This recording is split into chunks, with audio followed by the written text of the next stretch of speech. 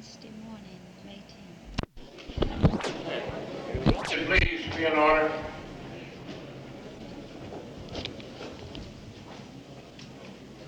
At this time, it's my pleasure to present the Reverend Len Turner, pastor of the Colonial Heights Baptist Church here in Jackson, for the invocation. Brother Turner.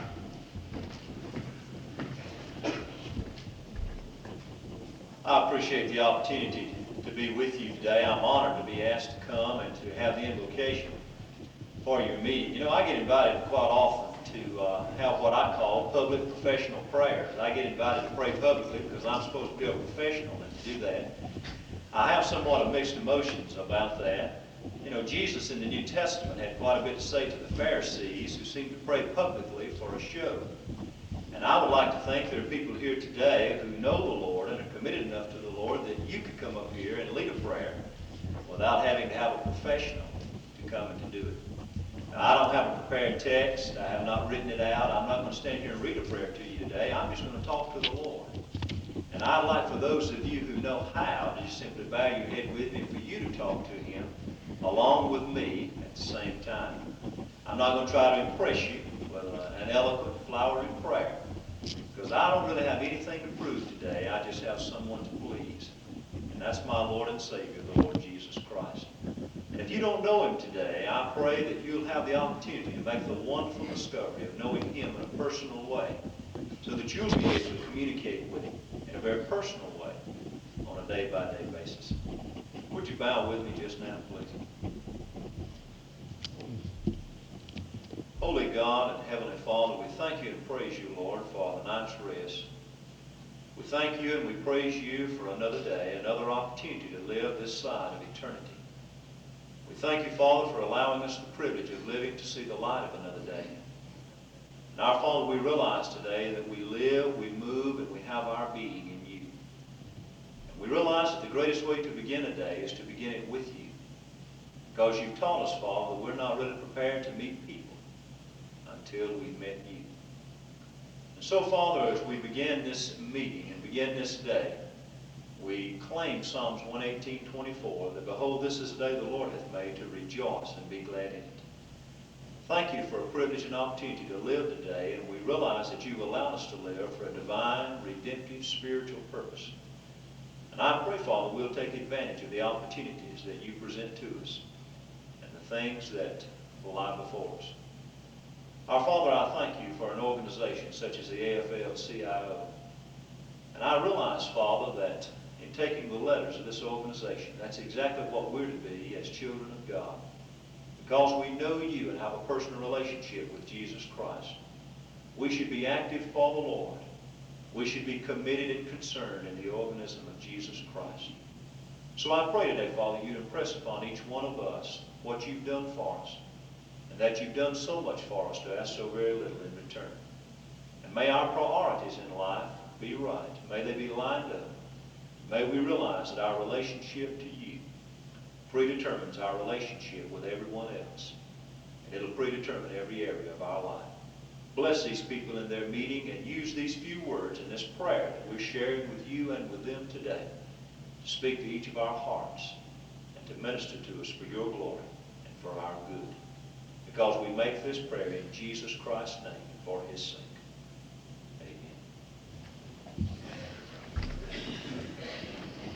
Thank you for coming, Robert. We have had a tragedy occur since our convention's been in session. Vice President of one of our local unions died last night, and I've agreed to recognize Ms. Georgia Hicks to make the announcement. She'd like to have a word of prayer herself. Sister Hicks. My name is George E. Hicks from Local 401, Lex Ward. Our Vice President, Willow Ross, passed unexpectedly yesterday morning, and we would like to say a silent prayer for him. Please bow your heads, please.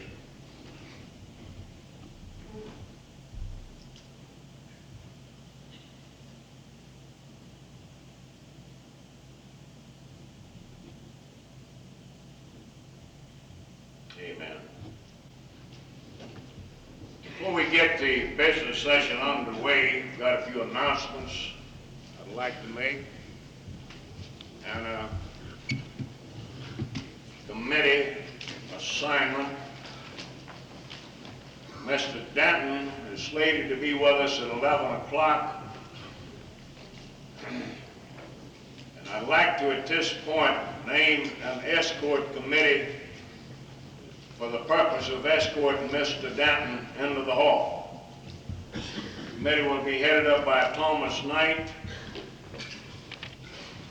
Roy Barnes, Brenda Anderson, Dimple Herring, Eula Burdette. Now those first four names are delegates from the Columbia Local Union. Now what I've attempted to do after that is to get a representative group from throughout the state. Tom Andrews, SHDs, Alan Flanders, E.M. Grantham, James Cater, Nancy Hagler, V.H. McDaniel, Marion L. Whips, Mae Bryant, Ed Lowe, Victor Heumann, L.D. Clark, Holly Mae Payne, A.L. Pritchard, Cecil Shelton, Joe Davis, Dan Orey, Mary McLeod, Ed McGuffey, and Jimmy Jenkins. What I'd like to do is request those people that have been assigned to be on that escort committee, if you would, about 5 minutes of 11, don't you all leaving out here at one time and disrupting the business, but if you would quietly move out into the hall, try to be out there right at 11 o'clock. The candidate's on a real tight schedule. He can only be with us about an hour, you know. Now, we have arranged a meeting with the state coordinator, the Denton campaign, Mr. Wayne Edwards, for 2 o'clock this afternoon, if we're through with this convention by that time. I would like to request the presidents of the central bodies, I discussed this with most of you last night, plus Ed McGuffey from Vicksburg, Jim Touchstone, Dan Orey. We'd like for you to plan on meeting with us at about 2 o'clock if we're through with the business of the convention, and not, it might have to be a little bit later. But it's very important that before we leave here, that we meet with the state coordinator and have some plan of action, because the time is running out. We don't have a lot of time to get things on the road. So we just have to have this meeting. Now, I requested of the campaign manager that Mr. Denton have Walter Payton with him, but Walter is out of the state, apparently trying to negotiate a contract with Chicago Bears.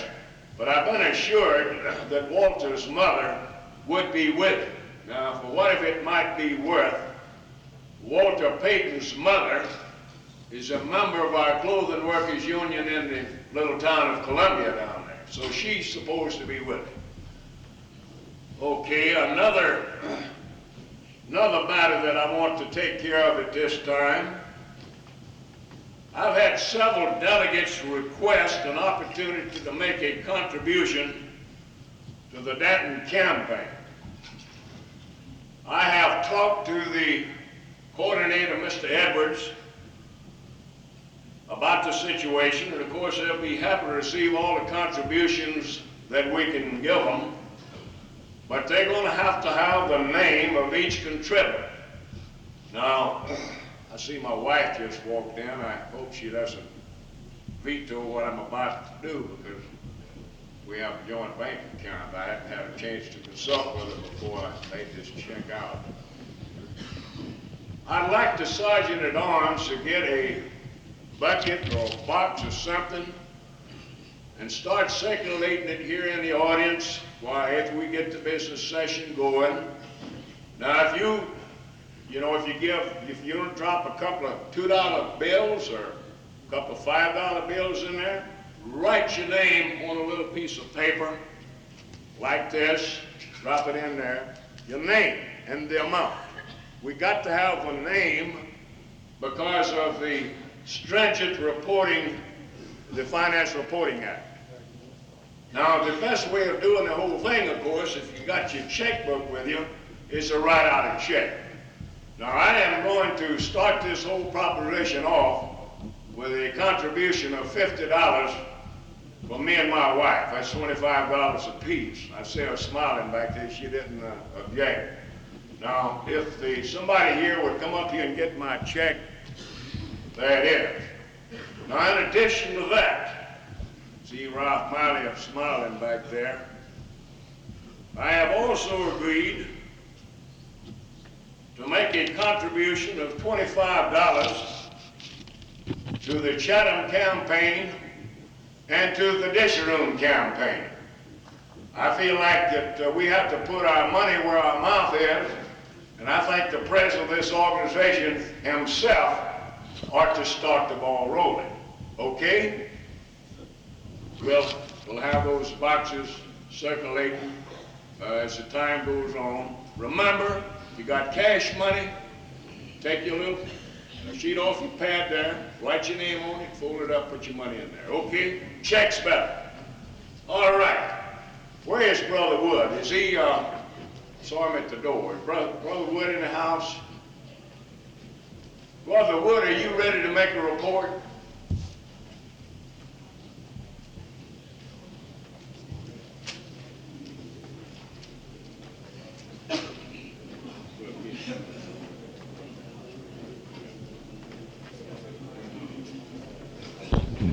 Mr. Chairman, at this time we will not be able to make the report as listed on the program. At a later time, sometime today, we will give you a complete report. We have found a dire need in our Constitution that people have worked long years to get it to where it is. That this Constitution is short on rules and regulations governing these elections. There never has been an election where what we had votes that should be questioned. There is where our problem is now, Mr. Chairman. When that question is resolved, you will receive our report. Okay, thank you, Brother Wood. Yes, sir. Brother Wood. I'm through my partial report, Mr. Chairman. Okay. Well, as I understand it, quite a few delegates only voted for one or two candidates and then vote for a full slate, and they're having trouble tabulating the ballots. This is what I understand the problem is. Yes, sir. The gentleman in charge asked him a question that the fellow had to vote for the full slate, or one or two, or as long as he go over, and he ruled yesterday. Yes, well, I understand that. I understand that. And I've checked the rules out and the Constitution out. There's no prohibition on voting for one or two candidates. But the problem is, and the committee's having trouble tabulating and come up with a correct count on the vote. That's what the problem is. So we'll have to give the committee a little more time, and when they get ready for their report, we'll interrupt the business of the convention to get that report. Tom, did I call your name out on that escort committee? I didn't think so. How about, I got Tom Wilson, Ed McGuffey. Did I call Ed McGuffey out on that escort committee?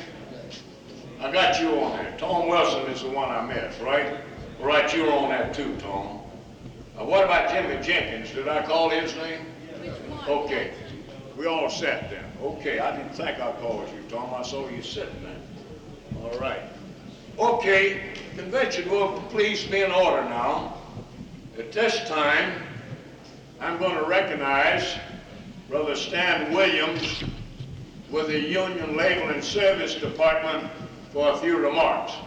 Brother Williams and I have been talking here this morning, and I find that he worked for an old friend of mine for a number of years, Harry Boyer, the president of the Pennsylvania State AFL-CIO. He's only been with the Union Label Department for a short period of time. I think perhaps this might be his first appearance of this kind.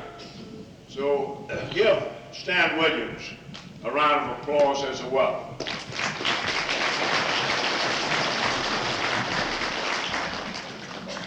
Good morning.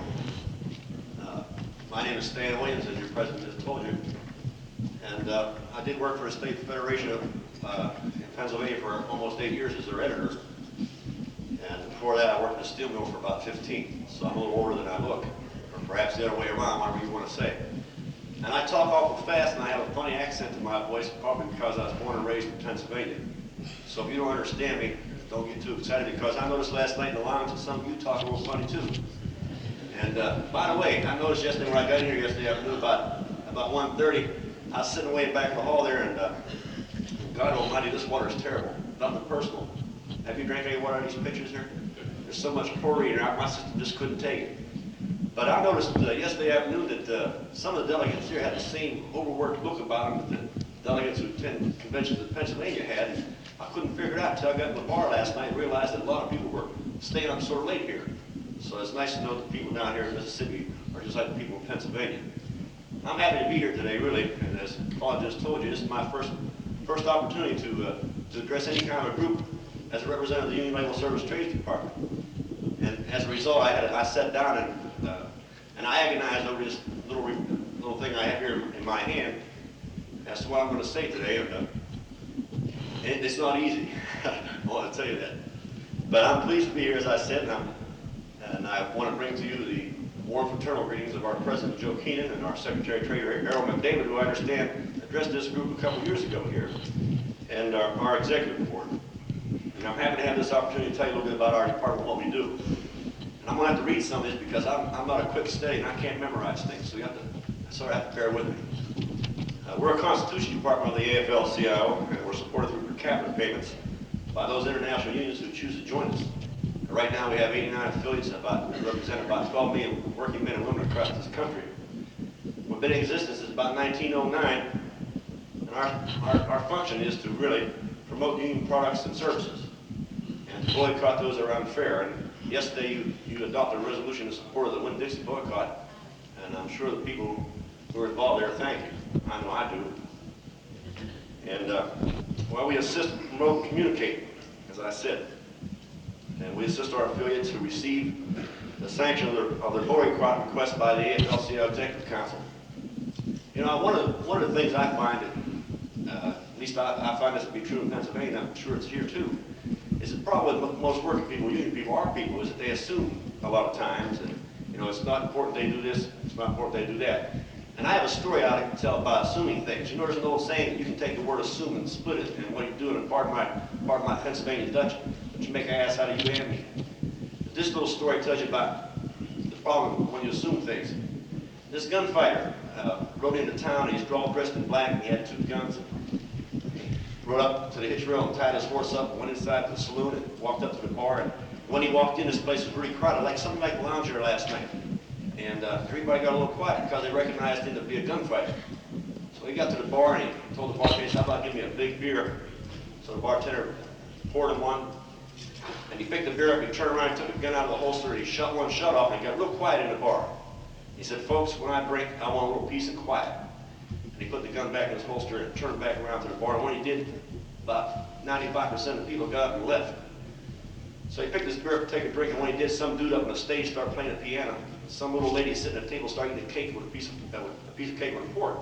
And I said, oh, what is this? So he turned back around, took the gun out, and shot another shot off. He said, did you hear me say that when I drink, I like a little peace and quiet? He put his gun back in his holster and turned back around. And when he did, the guy started playing the piano again. The lady started eating the cake. He said, oh, what the hell? So he turned around and took both guns out. He shot about 6 shots off and took 3 keys off the piano and shot the fork right out of the old lady's hand. Put both guns back in the holster and turned back around and picked his beer up. And when he did, the bartender put a big jar of buffalo grease up in the bar. And the gunfighter said, what are you doing? I didn't order that. He said, I know you didn't. I'm just trying to make it a little easier for you. So what are you talking about? He said, well, I'll tell you something.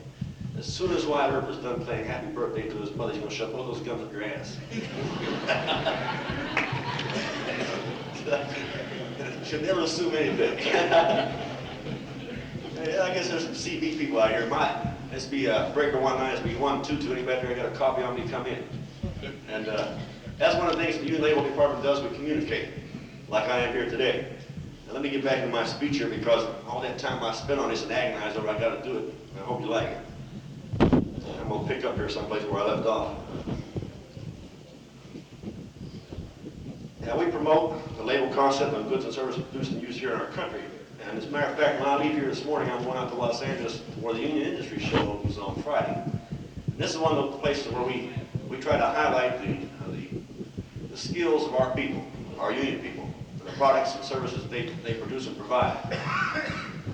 And many of the people who go to these shows have only been exposed to what the trade union movement is by what they've read in the paper or what they've heard on television or what somebody's told them. And usually when they leave, they come away with a different sort of an impression about what the trade union movement is and what we do. And this applies to lots of our people too, who for the most part don't get involved in union activities, who have an opportunity to go and see this exhibit, and they come away a little bit more impressed with the skills that our people have. We communicate monthly, our department does, with about 3,500 labor publications across the United States, and many of them here in Mississippi. And we provide a labor press service on different unions. I guess, how many here have local union publications? Any idea? Somebody raise their hand. No local union publications here? Okay. Well, international publications. I'm sure you've seen some of the things that we've done on highlighting unions, different unions, and what their members do. I want to, as I told you before, this is my first opportunity to address any state convention since coming with the department. And it feels a bit strange standing up here on this side of the podium. I have to tell you that for the 8 years that I worked for the State Federation of Pennsylvania, I was always out there where you were. And I didn't have to worry about coming up on this side of the podium to talk. And I'll tell you, I'm extremely nervous. And I don't know if you can detect that from my voice, but truly I am. And I can't wait to get out of here. No, not really. I'd like to stick around and party a little bit. I got to catch an airplane. But I'm extremely nervous up here.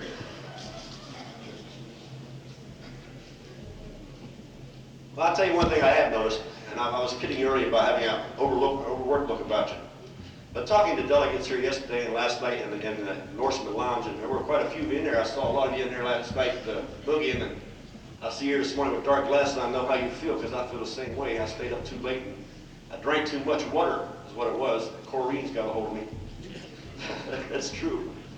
But I want to tell you something. I think you people share the same kind of concern that the delegates in Pennsylvania who went to state conventions there have. And that's what is good for our people, our union people. Now, I'll tell you something else. It makes no difference what part of the country you come from. Our people are the same.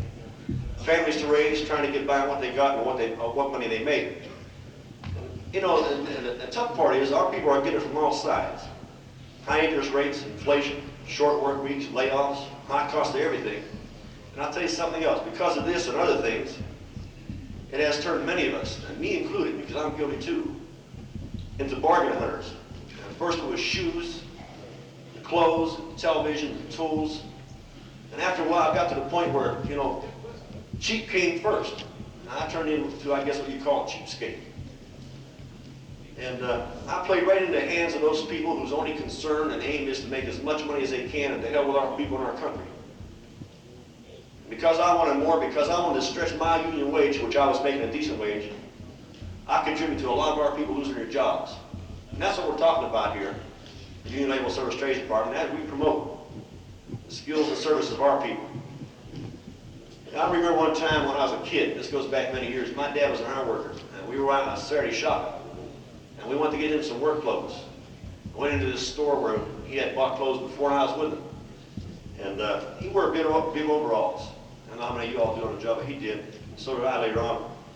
And I saw a pair, and I said, "Hey, Dad, here's a pair, the kind you wear." And he says, "No, they're not the right kind." I said, "What's the matter?" He said, "They don't have the union label on them." And he said, "Bud," that's my nickname. He said, "Bud, when you get a little bit older, you understand what I'm going to tell you." He said, "Spend your money where you make it." Well, I didn't really understand it then because I was about 12 or 13 years old. But I understand it today, and I'll tell you, those were some sage words from a guy I'm proud to know, and it was true 30 years ago, and it's sure as hell true today. We got to spend our money where we make it. We don't make it in Korea. We don't make it in Taiwan. We don't make it in Western Germany. We make it in the United States of America. You make it here in Mississippi. I worked in Pennsylvania. I made it in Pennsylvania.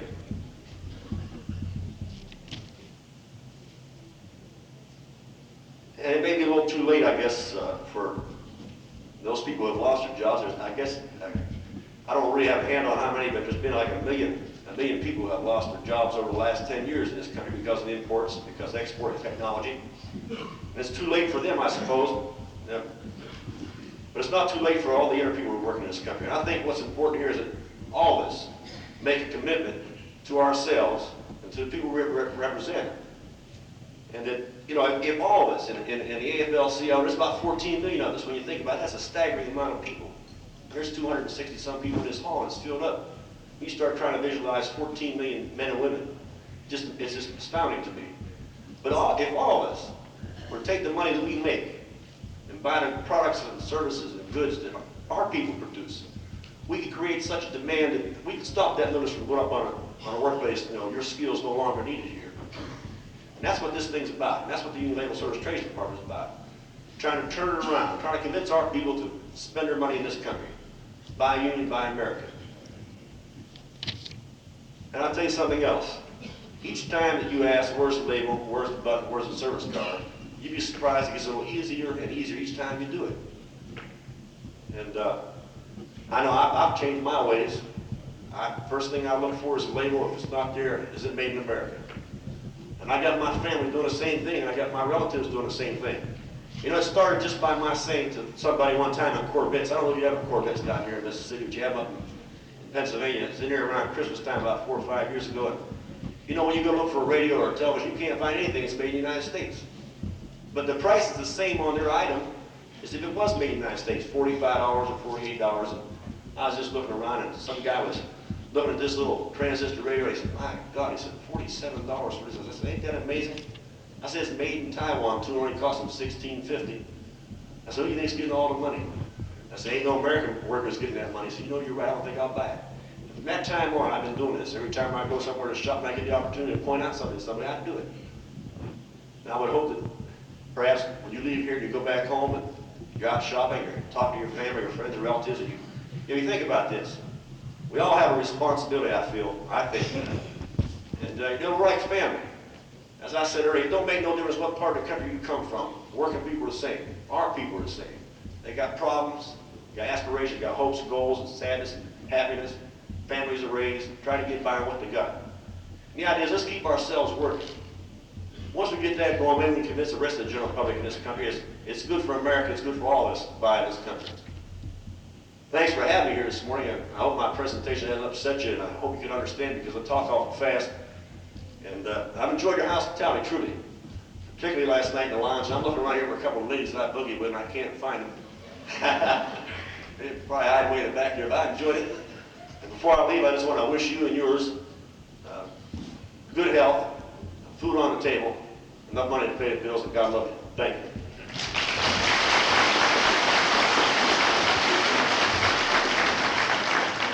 Thank you, Stan. We'll talk to the management about that water problem you've been having since you got here. Appreciate you coming. I'd like to ask the chairman of the Resolutions Committee and of the chairman of the various committees that have unreported resolutions, if you would, come on up here to the podium. We're going to try to get some of the business out of the way. Now, considering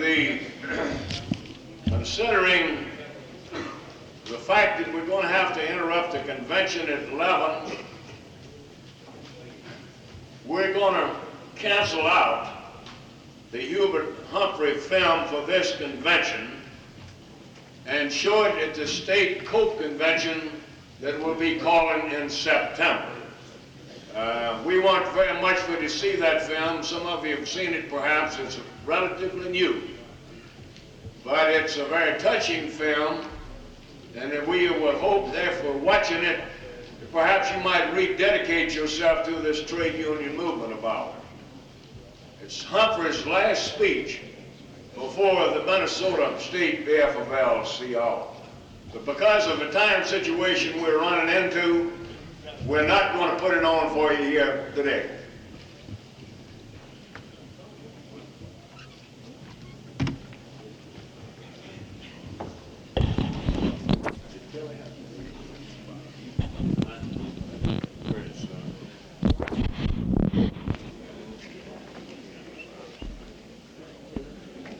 Joe, how many more do y'all have?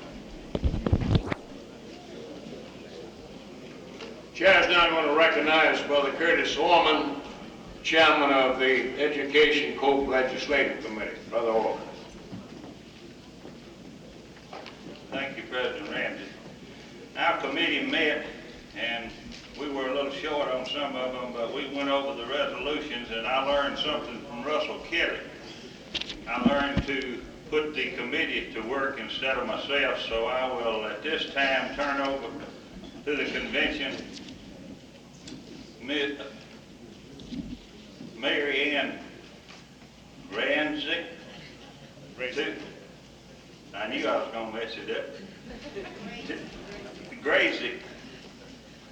And she will read resolutions 2, 3, and 4.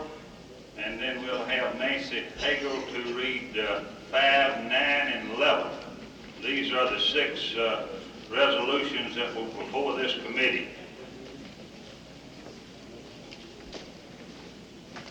Getting so every time they just say, Mary Ann, I get up. Okay, this is resolution number 2, pay for federal blue-collar workers.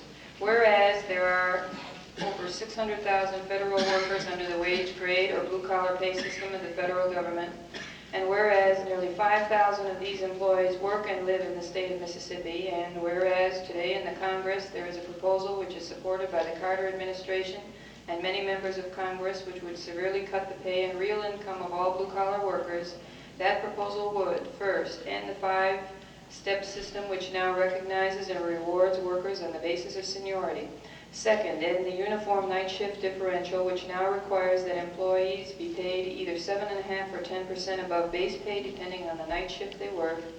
Third, repeal the Mulroney Amendment, which allows survey teams to collect wage data from outside a given wage area when there are not comparable jobs in the home area to provide matches.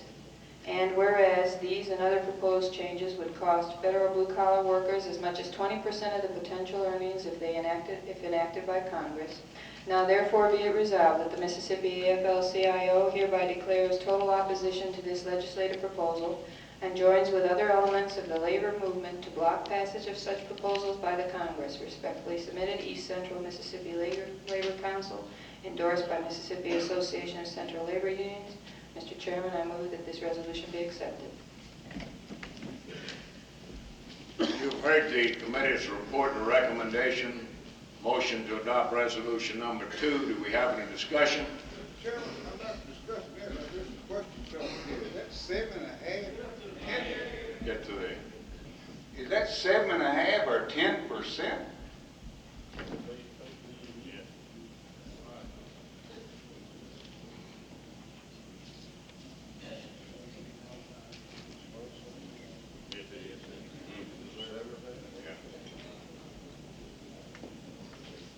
Any further discussion?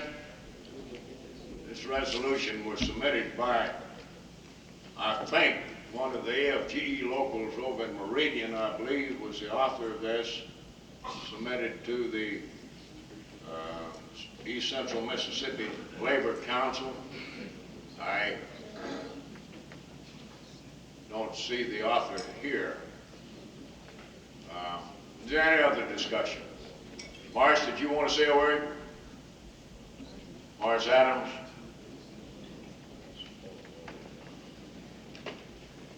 What was the question the gentleman asked on the 7.5 or 10?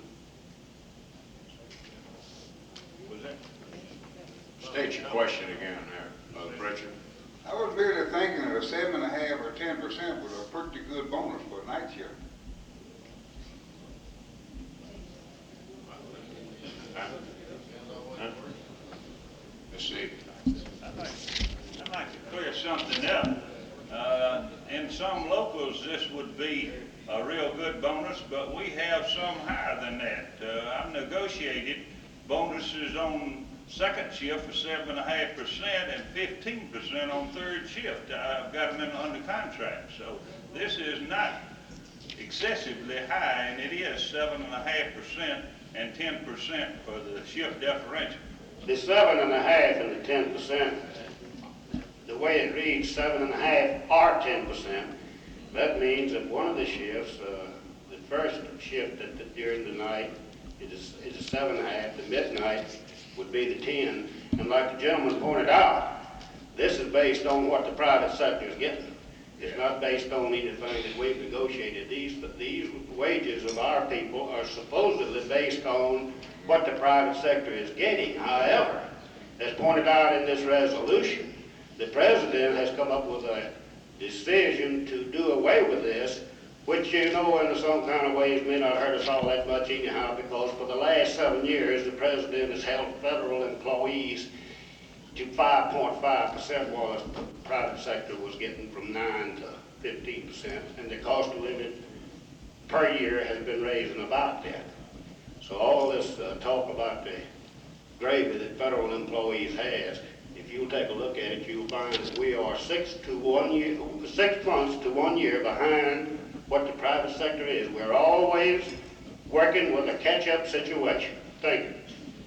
Thank you, Morris. Any other discussion? Ready for the question? All in favor of the motion signify by saying aye. Aye. Opposed? Motion carried and so ordered. Mr. Graysack. Resolution number 3, merger of civil service and social security funds. Whereas in the last session of Congress, there was an ill-conceived proposal which would have merged the funds of the Civil Service Retirement Fund and Social Security Fund. And whereas this proposal ignored the basic differences in both the contribution levels and the benefit structures of the two funds. And whereas proponents of this plan inaccurately characterized this proposal as a way to bail out and save the Social Security system, now therefore be it resolved that the Mississippi AFL-CIO hereby declares opposition to any proposal to merge these two funds without total assurance that the level of benefits now enjoyed by the federal employees would remain unchanged. Respectfully submitted, East Central Mississippi Labor Council, endorsed by Mississippi Association of Central Labor Unions. I move that this be adopted. You've heard the committee's report, the motion to adopt resolution number 3. Do we have any discussion? Not all in favor of the motion to adopt signify by saying aye. Aye. Opposed? Motion carried and so ordered. Resolution number 4, the Hatch Act. Whereas nearly 3 million federal and postal employees now have their political rights seriously restricted by the provisions of the Hatch Act, which stipulates that they may not be a candidate in a partisan election, may not actively participate in the conduct of partisan campaigns, may not raise funds for a partisan candidate, may not otherwise take part in many of the activities which most union members and American citizens have come to understand as integral parts of the political process. And whereas there is now a legislative proposal which has been passed by the House of Representatives, H.R. 10-S80, which would reform the Hatch Act to permit rank-and-file employees to fully participate in the political process on their own time and away from federal facilities. Now therefore be it resolved that the Mississippi AFL-CIO hereby joins with all other elements of the labor movement in a call for action by the Senate to schedule a floor vote and urge quick passage of this legislation for President Carter's signature. Respectfully submitted, East Central Mississippi Labor Council, endorsed by Mississippi Association of Central Labor Unions. I move that this be adopted. You've heard the committee's report and the motion to adopt resolution number 4. Do we have any discussion? If not, all in favor of the motion signify by saying aye. Motion adopted.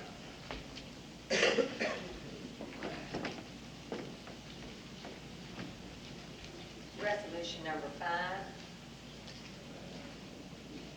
Federal Service, the Federal Civil Service Reorganization. Whereas the Carter administration has promised the American people to reorganize government and make it more effective in delivering vital services to the American people. And whereas the administration ran on a platform which supported full collective bargaining for public employees. And whereas these campaign promises have lately been distorted and confused to the point that certain high administration officials are now selling civil service reorganization by telling the American people that it is too hard to fire federal workers, that their pay and benefits are excessive, and that they are unproductive. Now, therefore, be it resolved that the Mississippi AFL-CIO hereby declares opposition to any reorganization of the Federal Civil Service which does not incorporate a proposal to grant full collective bargaining rights to federal workers or any proposals which would reduce the level of rights or benefits currently held by federal workers. Respectfully submitted, East Central Mississippi Labor Council, endorsed by the Mississippi Association of Central Labor Unions. Mr. Chairman, I move that we adopt this resolution. You heard the committee's report. Motion to adopt resolution number 5. Do we have any discussion? Incidentally, this is Nancy Hagler. I didn't recognize her when she walked up and pulled one on me. Are you ready for the vote? All in favor of the motion to adopt resolution number 5 signify by saying aye. Aye. Opposed? Motion carried. So ordered. Resolution number 9.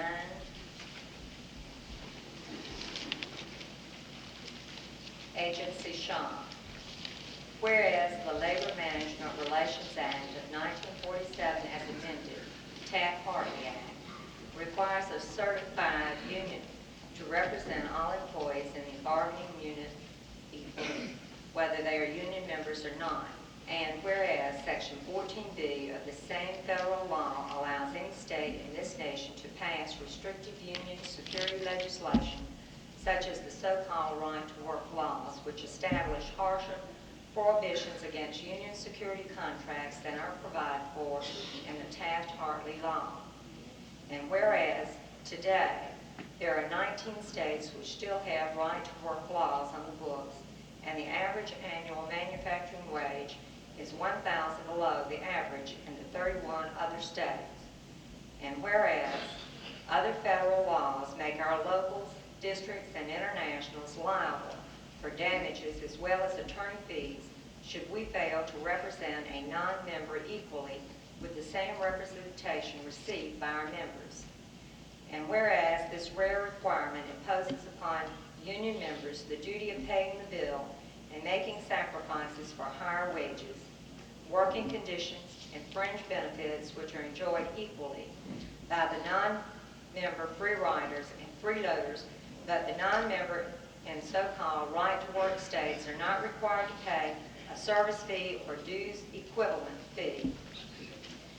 Now, therefore, be it resolved that the delegates at the 9th Biennial Convention do hereby call upon the Congress of the United States to amend the Taft-Hartley Act, whereby an agency shop clause and a collective bargaining agreement will be legal in all states, and therefore, and be it further resolved that copies of this resolution be mailed to the various international unions who represent union members in Mississippi, as well as the National AFL-CIO, and that we urge them to support agency shop legislation when the opportunity presents itself.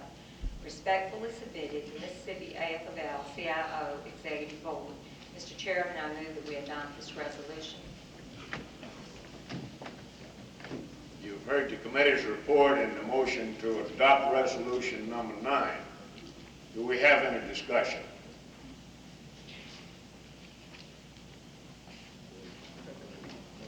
State your name for the record, please, sir.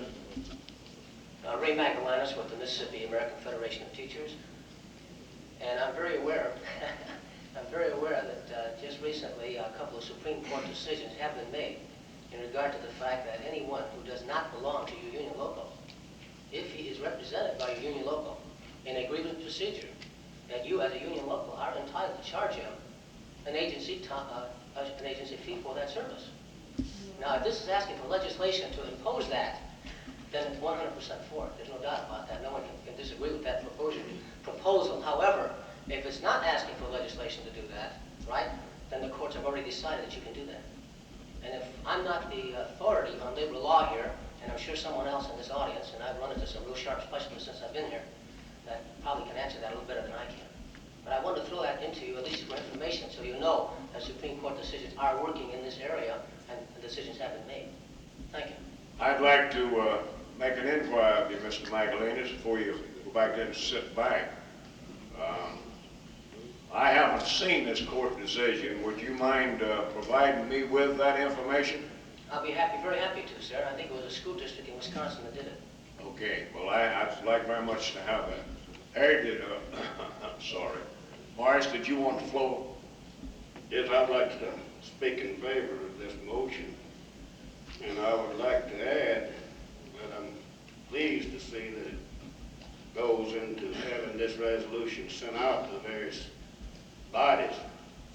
I think that an educational program on what right to work really means is what we really need. We need the publicity on what does the right to work. I know that I can go into my area and ask union members, do you believe in the right to work? And bless your soul, 90% of them will say yes. And like I try to tell them, we don't have the right to work. If you got the right to work, you can go down here and ask a guy for a job. If he says no, just go to work anyhow. And see how much money you get paid at the end of the week. It just doesn't mean what it appears to say. The right to work for less is a more appropriate term. And I believe that if we could ever encourage the people of Mississippi to give us an opportunity to vote on this issue, that the unions could prevent them from placing this on the ballot as a so-called right to work deal. I think they would have to call it something else to put it in the proper perspective if the unions protested the placing that on as right to work. It's a confusing term, and it only means that non-members have the same representation as members, yet they put out no effort, no money, no nothing. And while we might have a Supreme Court decision that you can require somebody to pay it, you can ask them for it, but if it takes a Supreme Court decision to enforce it, that's an expensive way of getting $200 or $300 back for representing a person in the courts. Agreed. Very expensive. Any further discussion? Not all in favor of the motion to adopt resolution number 9 signify by saying aye. Aye. Opposed? Motion carried and so ordered. Who do we get next, Nancy? One more.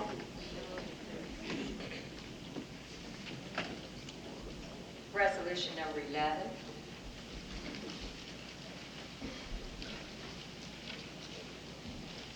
COPE program. Whereas the legal right of workers to organize and bargain collectively without fear of coercion, discrimination, or intimidation came from the labor movement's concerned political education and political action program.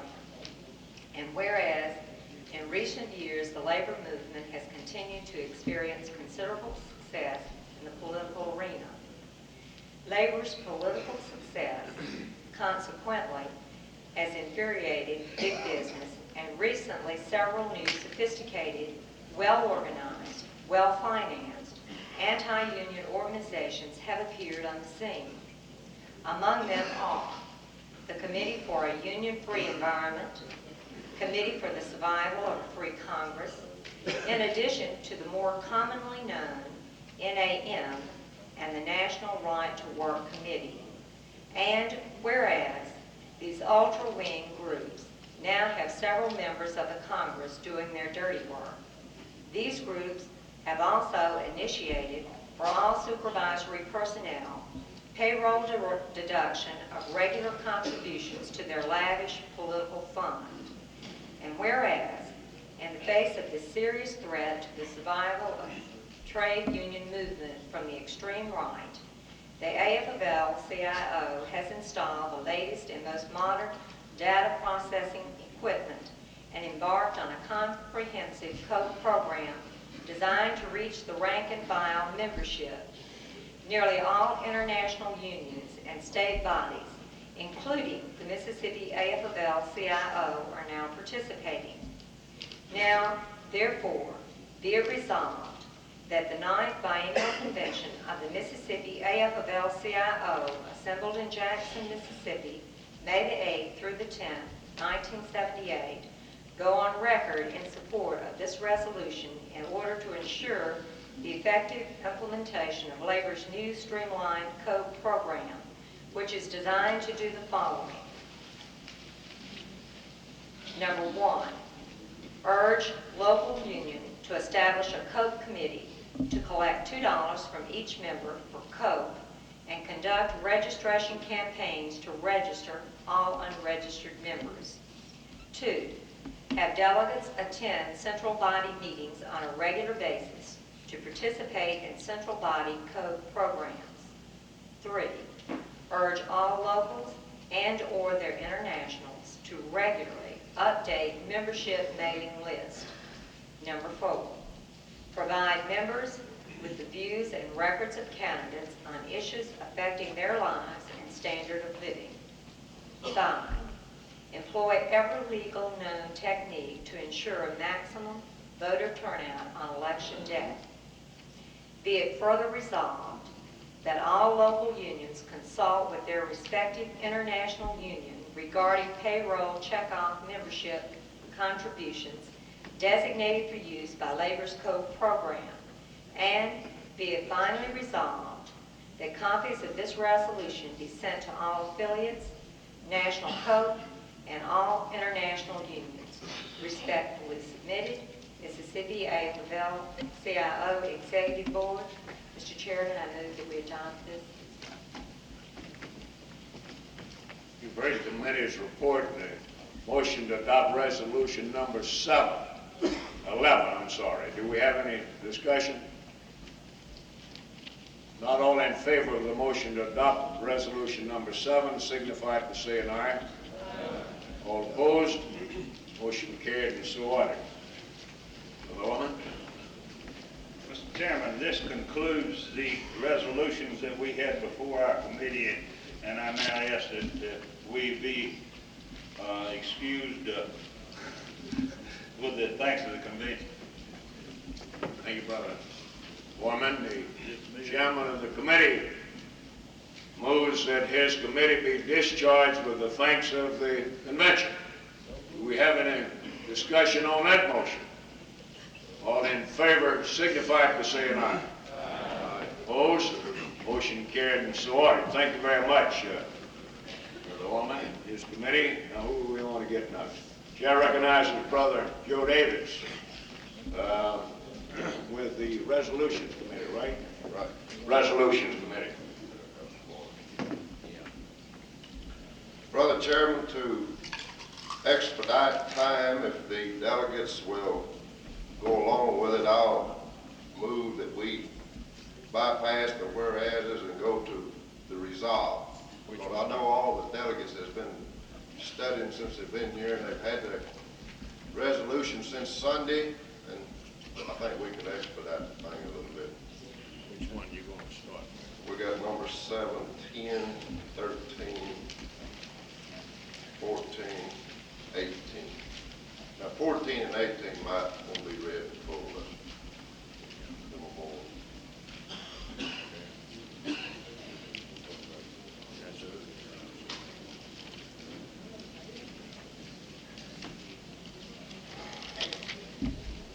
Resolution number 7, affiliations.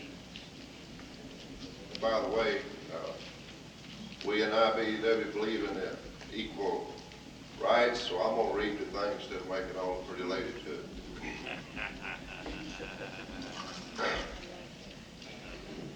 Now therefore be it resolved that this 9th biennial convention of the Mississippi AFL-CIO go on record expressing appreciation to the AFL-CIO Executive Council and all other national unions for their efforts and cooperation in this important matter. We strongly urge all international unions to enforce the affiliation requirements in this Constitution to the extent that this full affiliation is achieved. And be it further resolved that President Meany be urged to immediately reactivate and expand the Executive Council's Committee on Affiliations in this Constitution go on record giving top priority to the task of affiliating all AFL-CIO local unions in the state AFL-CIO and the local central bodies, and be it finally resolved that the copies of this resolution be sent to all parties concerned. I move the adoption of this resolution. You've heard the committee's report and a motion to adopt resolution number 7. Do we have any discussion? Not all in favor of the motion signify it by saying aye. Opposed? Motion carried and so ordered. Brother Davis. Resolution number 10, second page.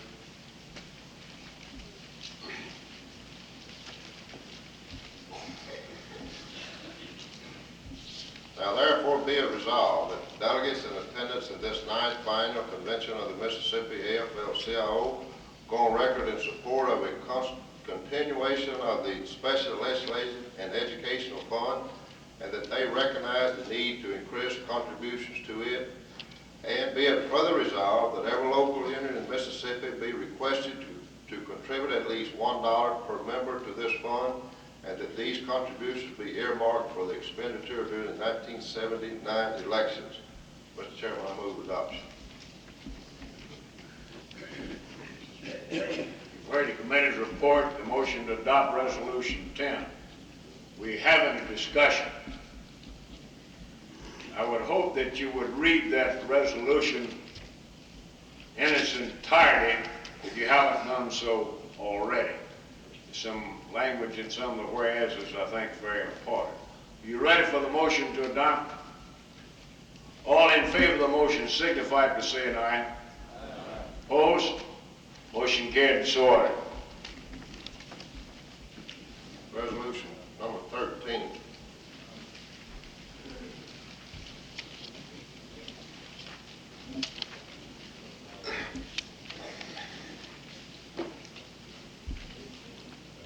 Now therefore be it resolved that the 9th Biennial Convention reaffirm its support of these emblems of top quality union crafts, skills, and services.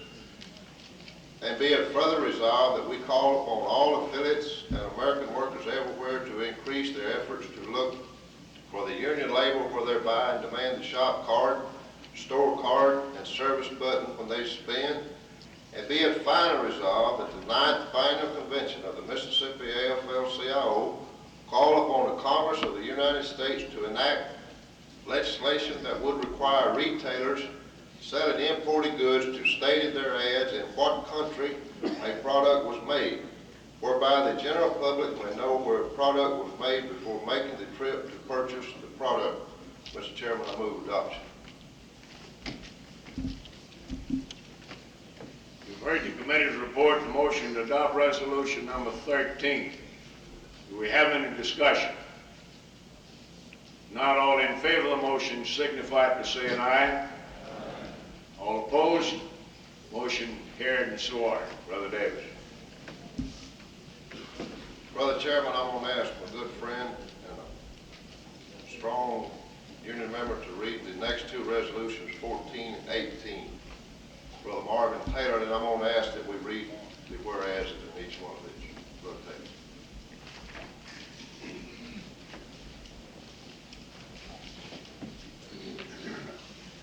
Resolutions number 14 and 18 were passed out, not in the kit, yesterday.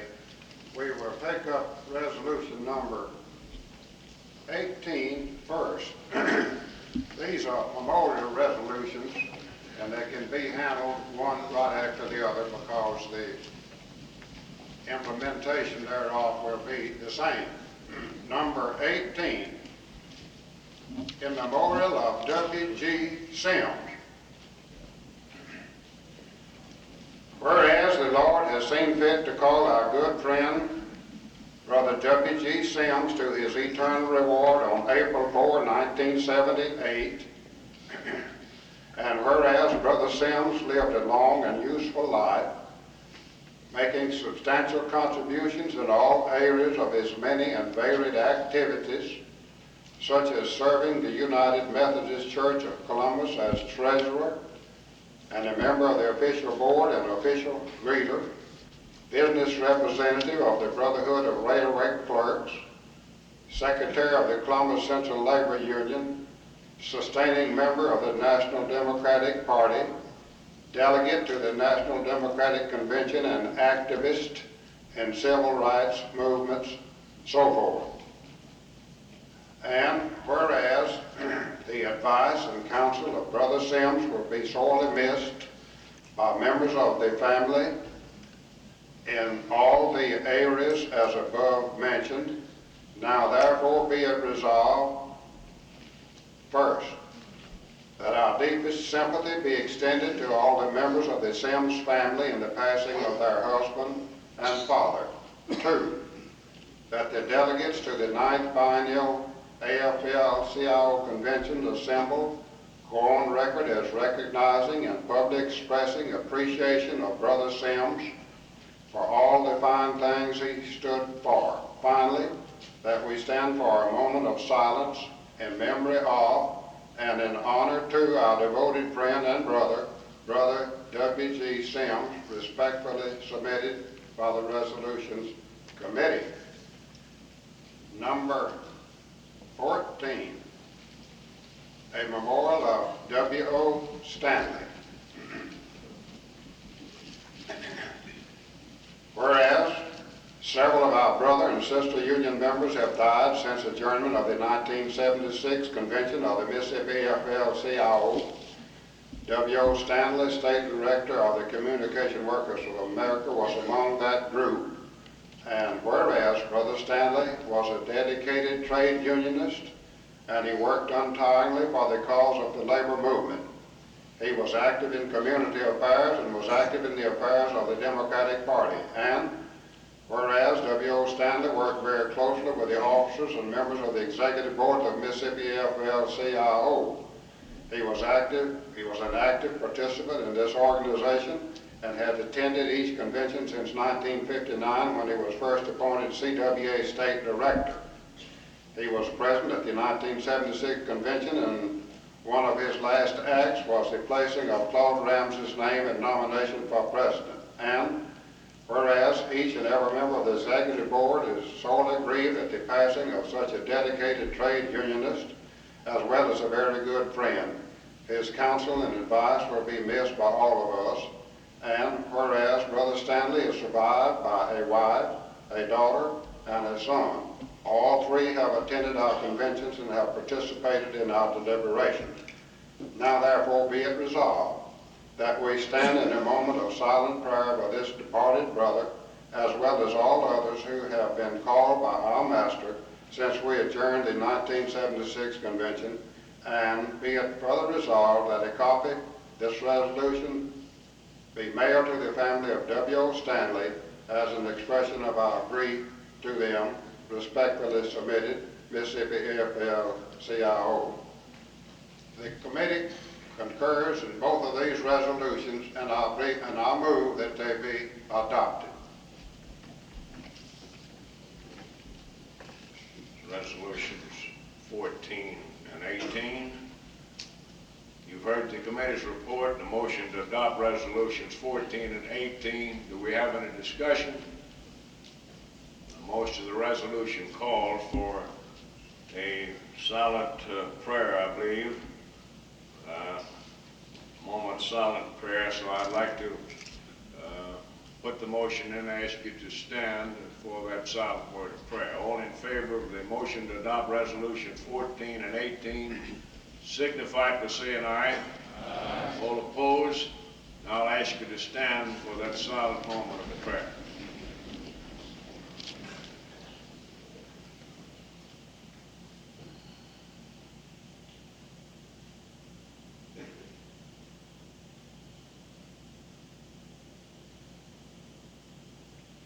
Amen.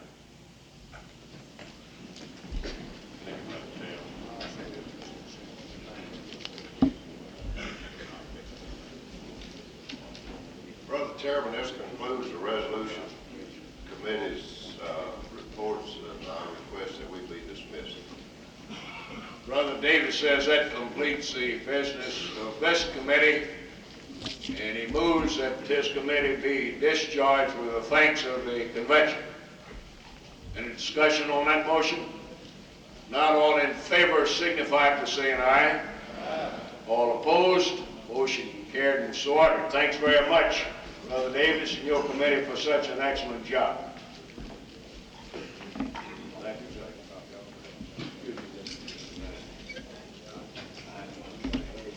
I'm going to recognize Brother R.L. Tucker, Chairman of the Constitution Bylaws Committee. Brother Tucker.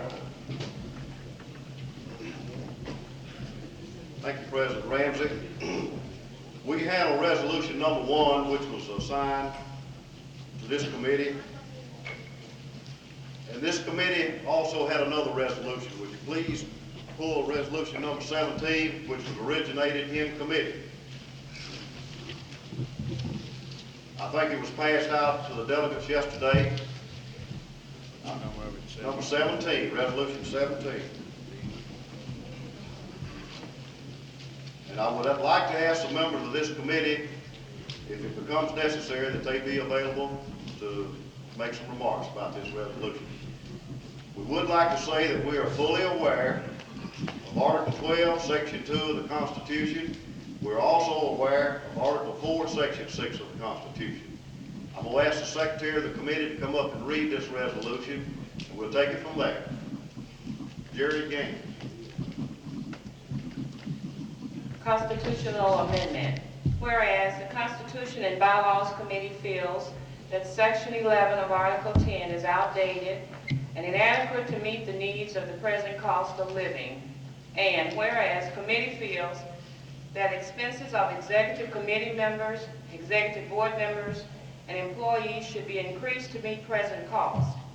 Now, therefore, be it resolved that the Constitution and Bylaws Committee recommends the Constitution be amended as follows. Article 10, Section 11. Expenses of executive committee members, executive board members, and employees when attending official meetings or transacting business for the council in town and out shall be paid upon presentation of an itemized expense account in the following manner and methods. Up to, but not exceeding, $15 per day for meals and incidentals. Actual hotel bills shall be paid. 15 cents per mile shall be paid for transportation. Remaining section as is. Be it further resolved that this change to take effect upon approval by the National AFL-CIO. Respectfully submitted, Constitution and Bylaws Committee. Mr. Chairman, I move the adoption of this resolution. You heard the committee's report, the motion to adopt resolution number 17, which was drafted by the committee. Do we have any discussion? I think the resolution speaks for itself. This resolution should have really been submitted by the executive board to the convention, circulated among the locals, as is the obligation of the Constitution. But for some reason or another, we overlooked that. The committee talked to me about it, and I said to the committee that there might be a problem on getting it approved at the national level, but if the committee wants to bring it out, the convention wants to adopt it, then I'll do my best to try to convince President Meany's office to approve it. Do we have any discussion on the motion to adopt resolution number 17? Mr. Chairman. Brother Beckham? Just a question. Yes, sir. Say 15 cents a mile, does that mean when you're operating your personal car? Yes, that's what I'd say. Well, I noticed in the audit report yesterday that there was quite a large expense as far as an automobile, and I believe we have two. You know, let me explain the situation and I would like for you to. Who this will actually apply to. The state council, state organization, provides Tom and myself with an automobile. So it doesn't apply to us. The mileage doesn't apply to the full-time officers. The people that will benefit by the increased mileage are members of the executive committee, members of the executive board who drive into Jackson to attend meetings. And of course, the increase in per diem from $12 to $15 would apply to everybody. Okay? That answers my question. Thank you. Brother Adams? Mr. Chairman, am I mistaken in my belief that the Constitution provides for the presentation of this type of, whatever you call it, providing you have a 2/3 vote here, which would eliminate the necessity of letting this go throughout. Well, if this let me explain something to you.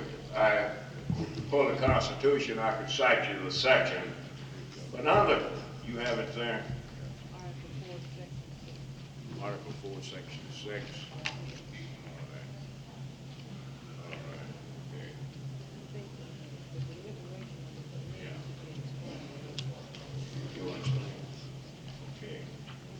Jerry's would like to explain now. Then to amend the Constitution, the procedure is something like this. An affiliated organization, state AFL-CIO executive board, can submit resolutions that would require a change in the Constitution, but those resolutions must be mailed out to the affiliated organizations. I think it's 35 days prior to the convention to give the affiliates time to study the resolution before they come to convention. That's a normal procedure.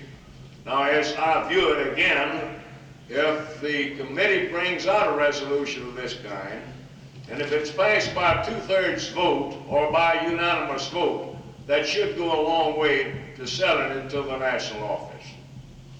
Okay? Any further discussion?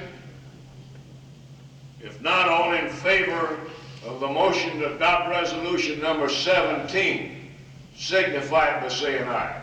Aye. All opposed? Motion carried and so ordered. It be noted that it was passed by a unanimous vote. Thank you very much. That ought to help get it through. Mr. Chairman, this concludes the work of the Constitution and Bylaws Committee. I move that we be dismissed with thanks to the convention. Brother Tucker moves that his committee be discharged with the thanks of the convention. All in favor of that motion signify by saying aye. Aye. All opposed? Motion carried and so ordered. And I believe that takes care of the resolution. I wonder if the sergeant at arms would be kind enough to stick his head out there and find out if the elections committee is ready or not. We need to know. Excuse me, Mr. Chairman. Yes. Did we ever get to resolution 16? 16. One about the support of Charles manufacturers boycott. I don't believe we have. Are they ready? Just a minute. Let me, I think we do have. Where's Joe Davis? one that was passed out yesterday afternoon. We haven't acted on 16, the support of the Charles boycott, the furniture workers. Huh? We haven't acted on that, have we? No, we haven't acted on that one. Not according to my notes anyhow. We're gonna, okay. Brother Davis will call resolution number 16 up.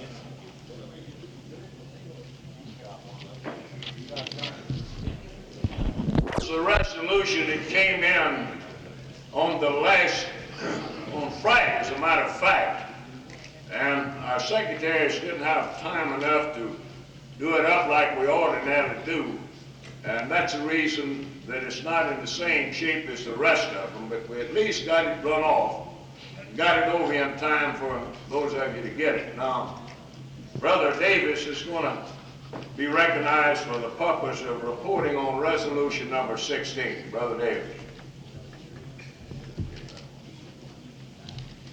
Brother Chairman, I'm sorry about this. We thought, we just overlooked this.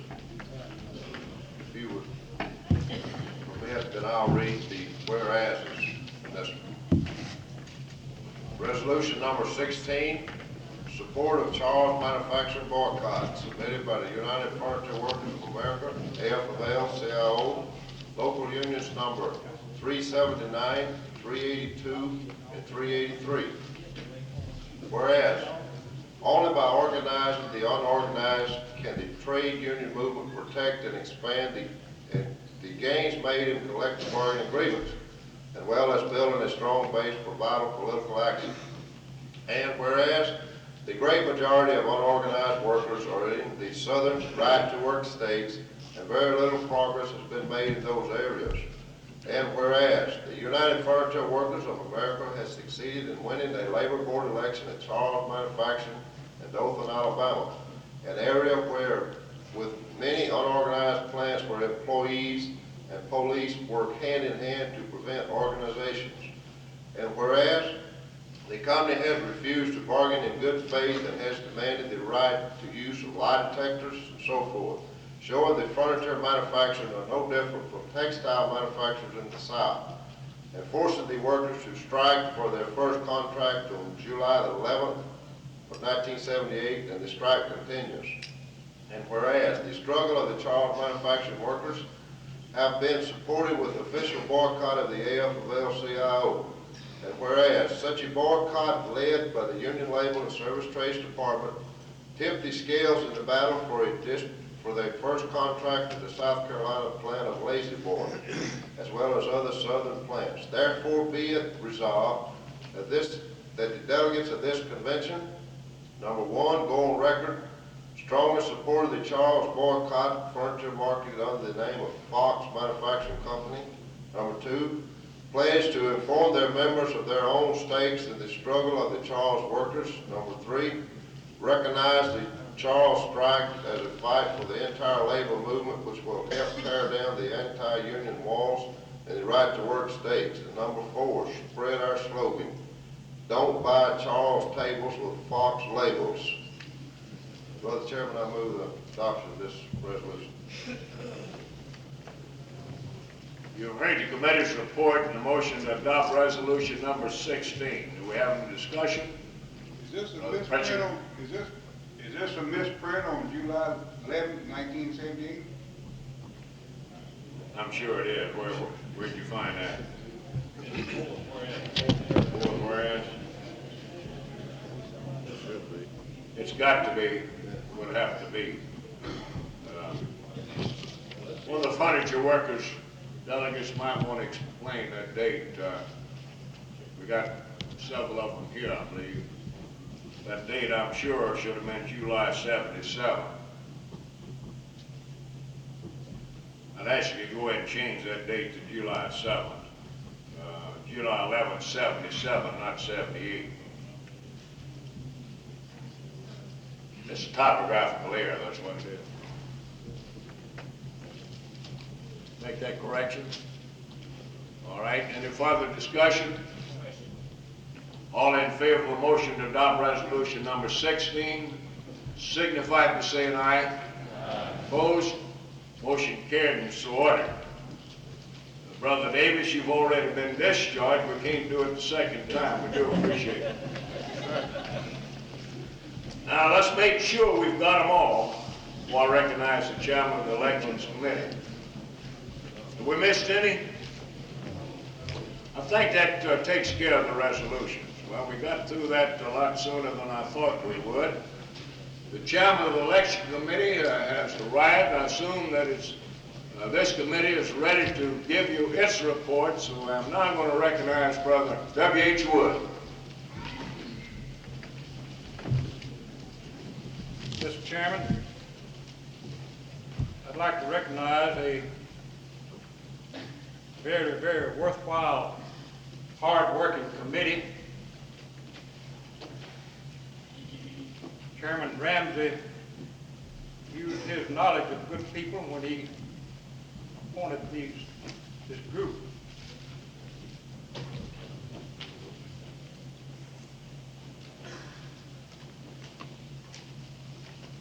I'll tell you for sure, it's a good thing we had somebody that didn't mind work.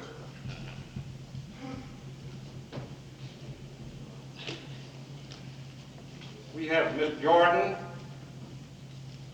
Raymond Price, Edna Carter, W.C. Peterman, and Keith Shaw, along with the able, capable assistance of Mr. Ramsey and Mr. Knight's good-looking secretary.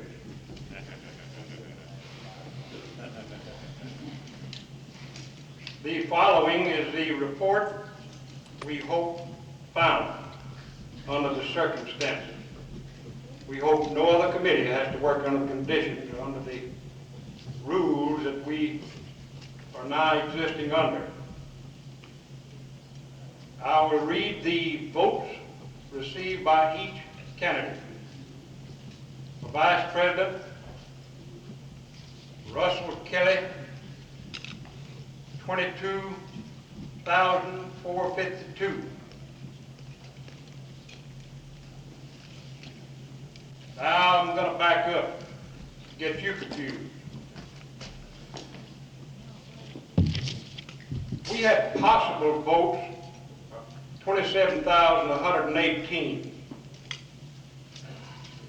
Votes that were cast, 26,243. Votes not cast, 875. R.L. Tucker, 21,097. James Jackson, 24,279. Robert Woodson, 7,434.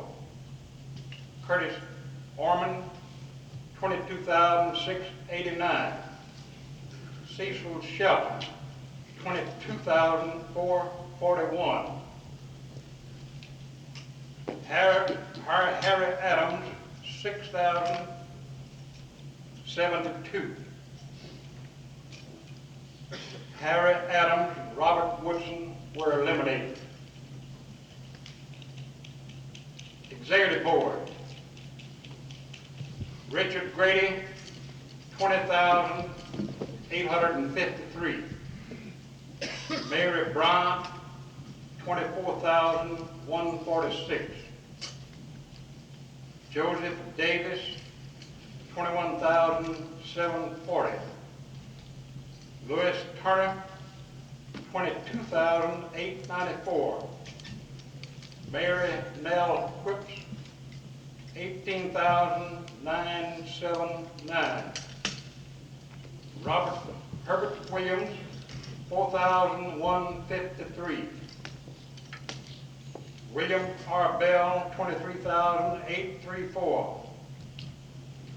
James Cater, 20,739. Dimple Herring, 17,283. Ralph Miley, 19,506.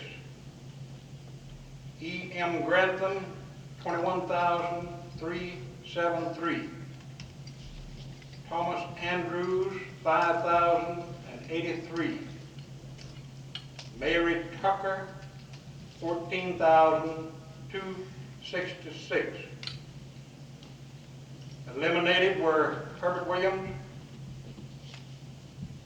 Thomas Andrews, Mary Tucker. Thank you, Mr. Chairman.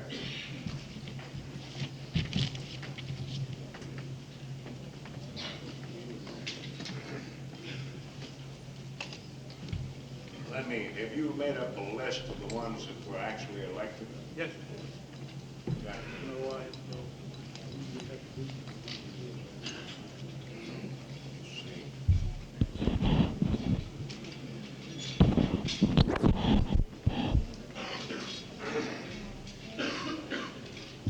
Let me see if I understand the committee's report correctly.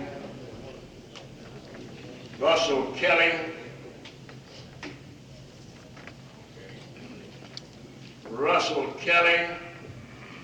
R.L. Tucker, James Jackson, Cecil Shelton have been elected as vice presidents. Is that correct? And Curtis Orr. Curtis Orr, right. Right, okay. Now let's go over the board members. Richard Grady. Who's the second one? Mayor Bryant. Mayor Bryant. Richard Grady, Mayor Bryant. Joe Davis. Louis Turner. Nell Whips. Ronnie Bell.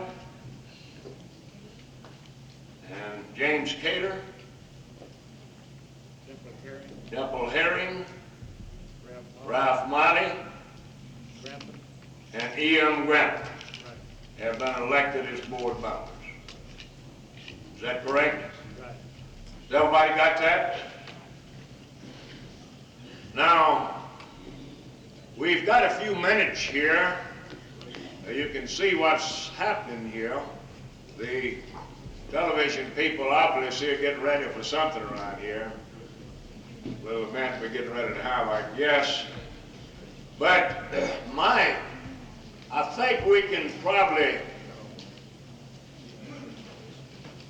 no. Let me first say to the committee, I assume, Brother Wood, you'd like to discharge your committee with the thanks of the convention. Brother Wood moves that his committee be discharged with the thanks of the convention. Now let me say this is probably the worst job at a convention is counting the votes in one of these elections.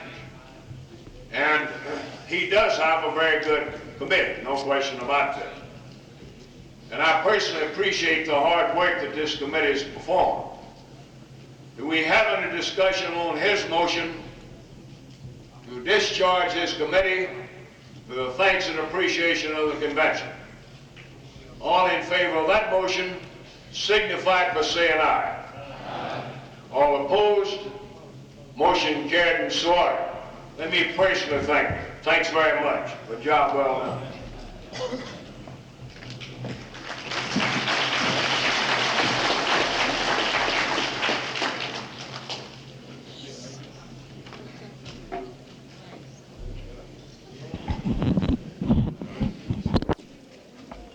While we wait on the candidate, I think perhaps we get this little chore out of the way. We'll stand in recess, brief recess. I'm sure some of you would like to go to the restroom.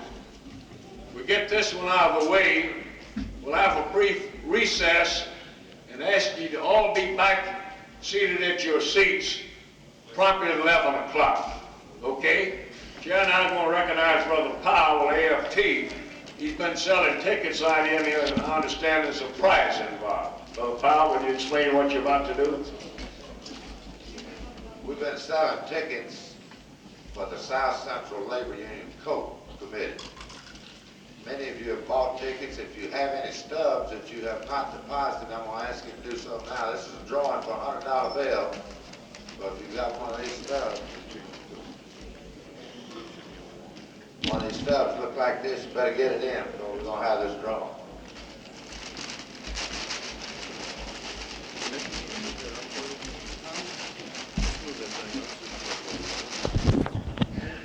Well, Brother Rand to the draw one out.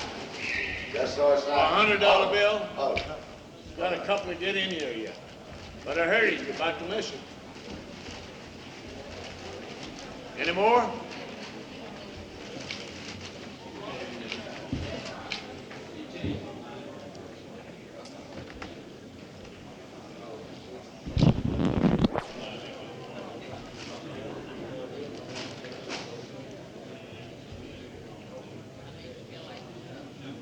That's Sybil Taylor, Post Office Box 3477, Baton Rouge, Louisiana. Phone 383-5741.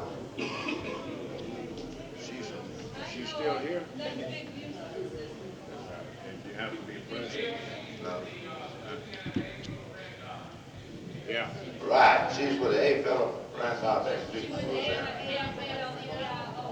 And AFL Baton Rouge. Is she present?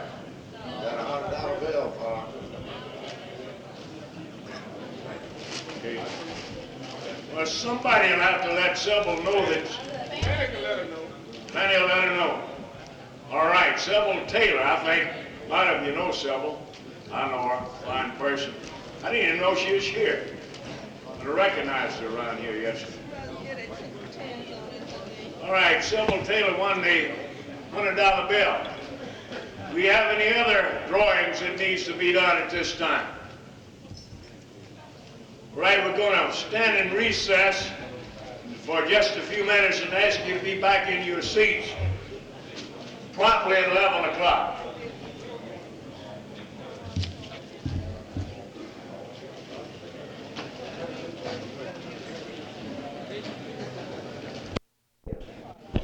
In arms, please get the delegates back into the hall. Please be in order. The escort committee is arriving with our guest.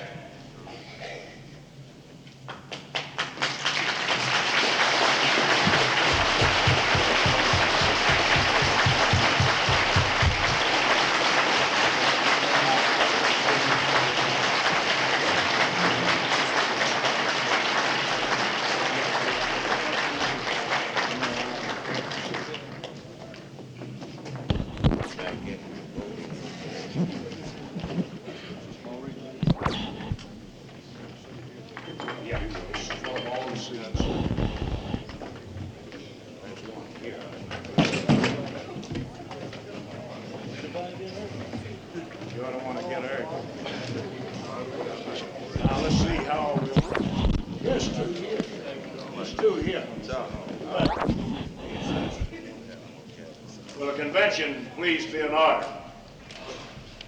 Ladies and gentlemen, we're privileged at this time to have with us several very important people. And before I introduce Mr. Danton himself, I'd like to recognize a couple of people he brought with him and see perhaps if they might not have a word or two to say before we bring Mr. Danton on. We have Mrs. Payton from Columbia, Mississippi, member of our Amalgamated Clothing Workers local in Columbia, also the mother of Walter Payton with us. Would you like to have a word to say, Mr. Payton?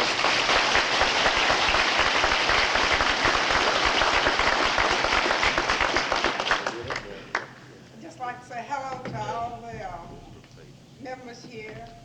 I'm very glad to be here on this occasion.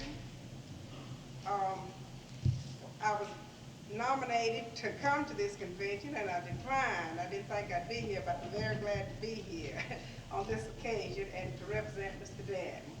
He's a member of, I've known him for a long time, and he's a great friend of ours, and we're very glad to support him. Thank you.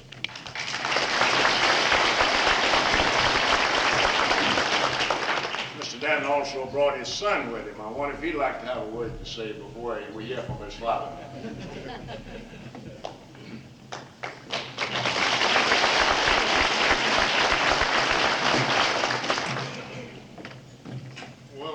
surely did not expect this. Wasn't even sure I was going to be up here on the podium or not. I'll have to quote Miss Peyton.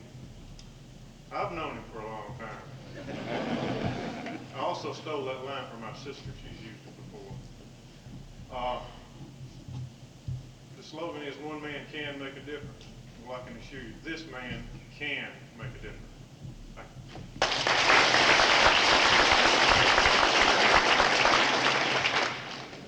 Well, I guess we've held this thing in suspense long enough. Mr. Danton, this group spent a lot of time here talking about you the last several days. Your name is well known among our groups, believe you me, after our deliberations. We feel that you will indeed make an excellent United States Senator. Now, I've had some people with the press make inquiries of me as to how we arrived at our decision. And some people wanted to insinuate that Mr. Danton was endorsed by this convention because of our disillusionment with the present government. I want to assure everybody present that wasn't the case. Mr. Danton has been endorsed by this organization because we think, frankly, he's the best man in the race. With those remarks, it's my pleasure now to present to you our next United States Senator, Maurice Danton. Mr. Danton.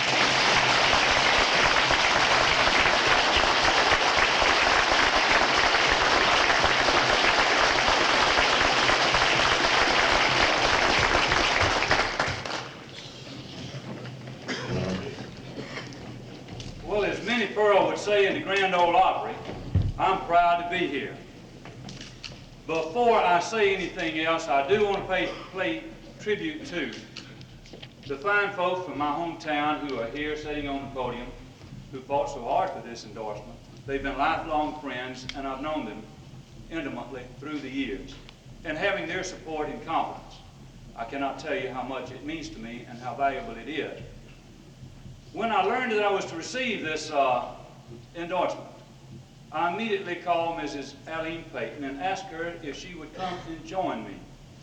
Her sons, Eddie and Walter, have been lifetime friends. I've watched them and have seen them grown up. And I wanted you to know this, that I think that Walter and Eddie have really been the epitome of what we want in young Americans. They have had a deep spiritual commitment, they have had humility, and they have had dedication. But I want you to know from personal knowledge that that came from the training they received at home, because they've had parents, and indeed a mother, with a great deal of faith, a great deal of love, and a great deal of attention to her family. So I'm delighted and pleased that Mrs. Peyton agreed to come with me today. I talked with Walter on Sunday. When I talked to him and I asked him if he could be down here today, just in case, he said that he couldn't. And then I've talked to him recently. He's in Chicago, and he asked me to send to you his personal greetings and best wishes. I am grateful for your endorsement. I sought your support as I have sought the support of all Mississippians. And I believe that any man who is to be a United States Senator must be receptive to the needs of all Mississippians, of labor and of industry, of the working man and manager, of black and of white, of old and of young, and of male and female. I have sought your endorsement, and I know that there will be times that perhaps you and I will not agree on all things. There will be times when we agree on many things. I will be receptive to your needs. Whether we agree or disagree, you will know where I stand. I'll be honest with you. And my ear will always be open to your comments and to your suggestions. And I want you to know that there will be ready and easy access to me as your United States Senator by you and by your leaders. What you want is really what all Mississippians want. You want free enterprise, of which you are an integral part, to flourish. You want industry and business to make a reasonable profit. And you want an opportunity to have a better living, to have a better life for you and your family. These are goals of all Mississippians, and they're goals of yours. Inflation destroys your earning capacity the same as it does of all Mississippians. Unfair taxation is a burden that labor must bear, as all must bear. Diminishing energy is a crisis faced by all people. A cheaper source of energy so that we can have lower utility costs are of vital concern to you as it is to all Mississippians. A cleaner source, a better source of energy is of concern to us all. And the threat of a growing Soviet military presence is a threat to labor as it is a threat to all people. I want you to know that as I have traveled over Mississippi the past few weeks, I have endeavored to go to the factories to get the shift changes, to go on the streets, to walk into the supermarkets, to shake hands with people as I see them on the streets and in the places where people can be found. And as I have done that, I have been privileged to encounter a great deal of encouragement in my campaign. So much encouragement that I feel absolutely enthusiastic about. Now, I am not a boastful person. And those of you here who know me know that. And I think one of the greatest traits of human character is humility. And those from my hometown with whom I have been privileged to work in the Coca-Cola plant, in a drugstore, in a picture show, in the oil fields, know that I'm a humble person. But I must say to you in all candor that I genuinely believe that with your help and the help of other Mississippians, I am going to be your next United States Senator.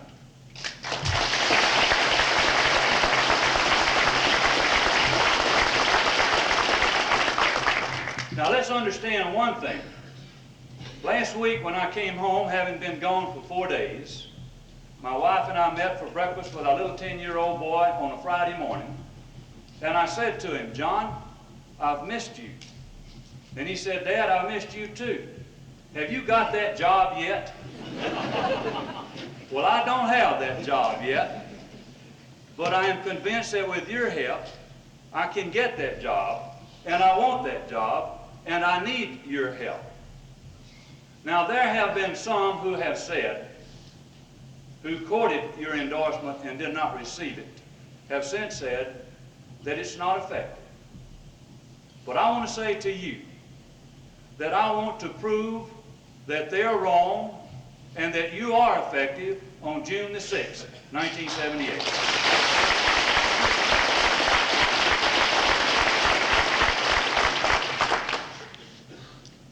I believe, as I know you believe, that this is a great nation, but I want the opportunity to make it a better one. This nation, for the past 200 years, with all of its faults and its weaknesses and its shortcomings, has yet been the highest hope that has existed for over 200 years for human destiny. I am not a prophet of gloom and doom. I believe that the future holds forth promise, and I am asking you for your assistance to join with me as we attempt to grasp that promise. I am asking for your effort, for your support, for your work, for your prayers. And if the people of Mississippi, with your help and the help of so many others, permit me to be your next United States Senator, I will be an effective senator. I will be responsive to the needs of all Mississippians, and I will strive for a strong and greater America. Thank you, and may God bless you all.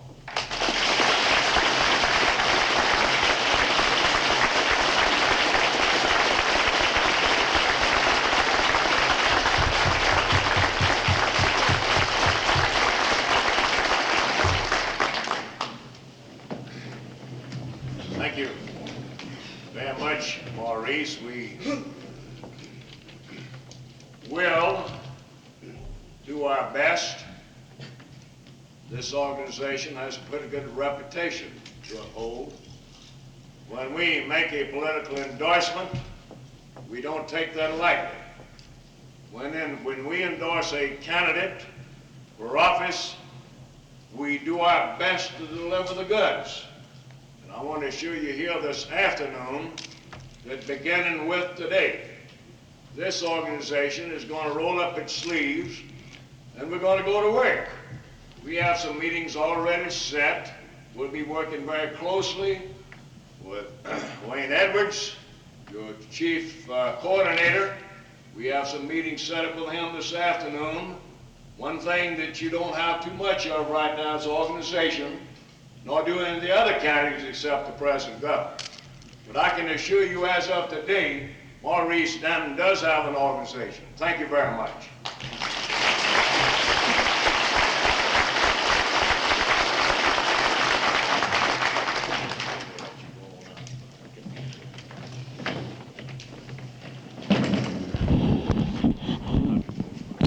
We still have quite a bit of business to take care of. We will stand in recess briefly until our escort committee gets back into the hall.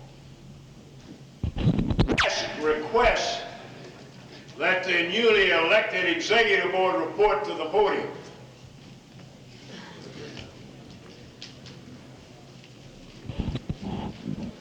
Kelly had to leave. He got called down to the coast. He got a hot organizing situation in Gulfport, and he won't be here to receive the obligation of office this time, but we will make sure he gets it when he comes again.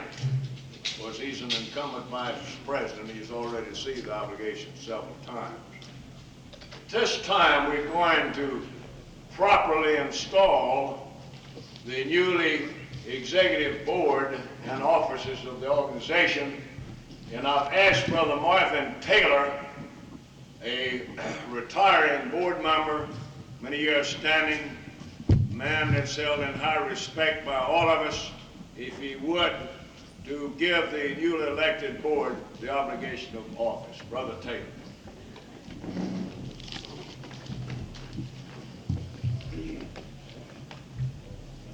Make it.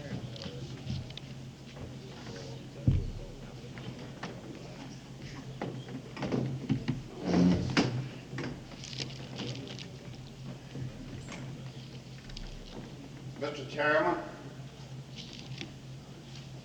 I deeply appreciate the honor of being asked to give the obligation to the people that have been elected to this organization.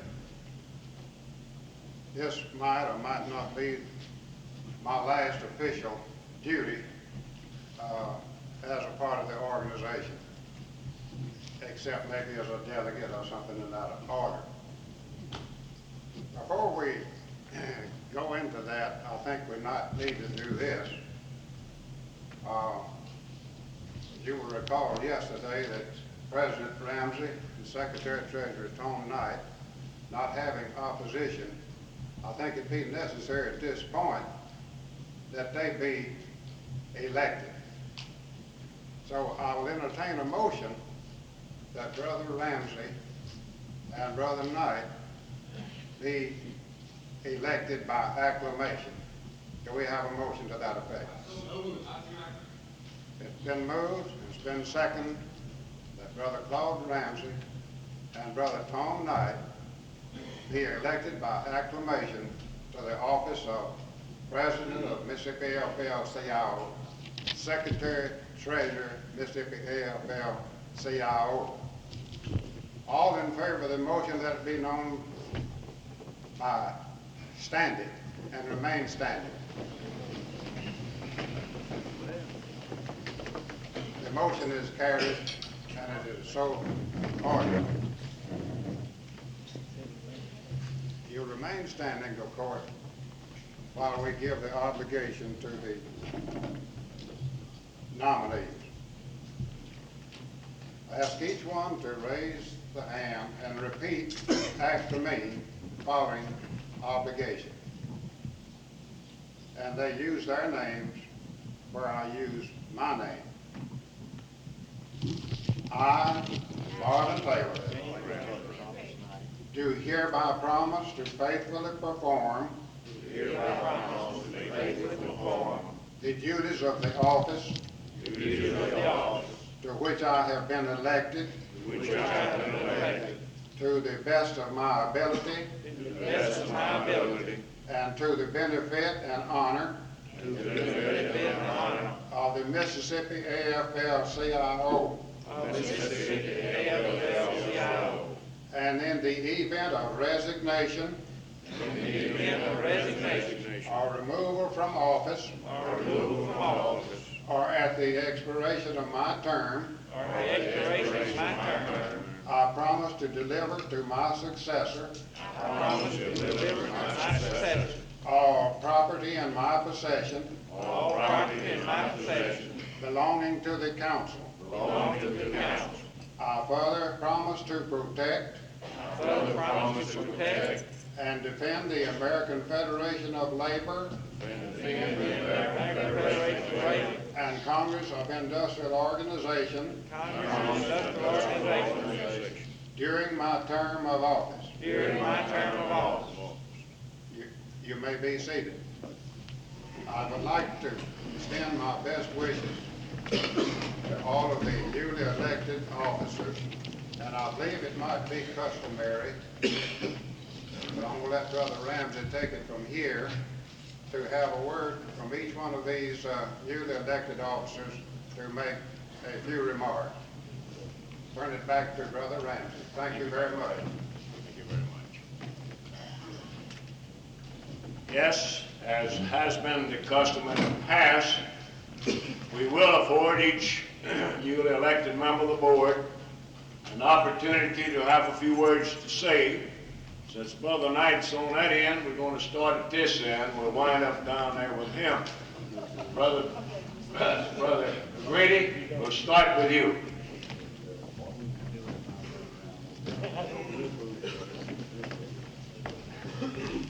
Mr. President, I'm not too much on addressing a group this large, but I would like to express my appreciation to all the delegates for their vote, and I'll do my best in the office to serve you in any way I can. Thank you.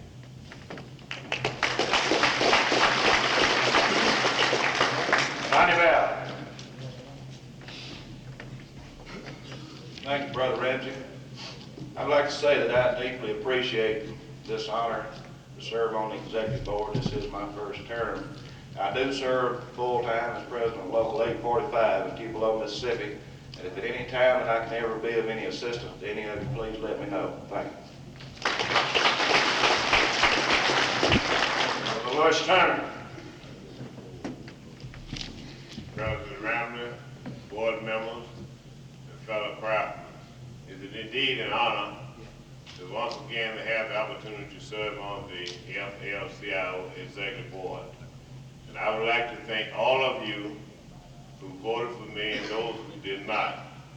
I'll do my best, and I'll continue to do my best to be the type of person that will be worthy to be a member of the AFL-CIO Executive Board and carry the job out in which you would want me to do. Thank you.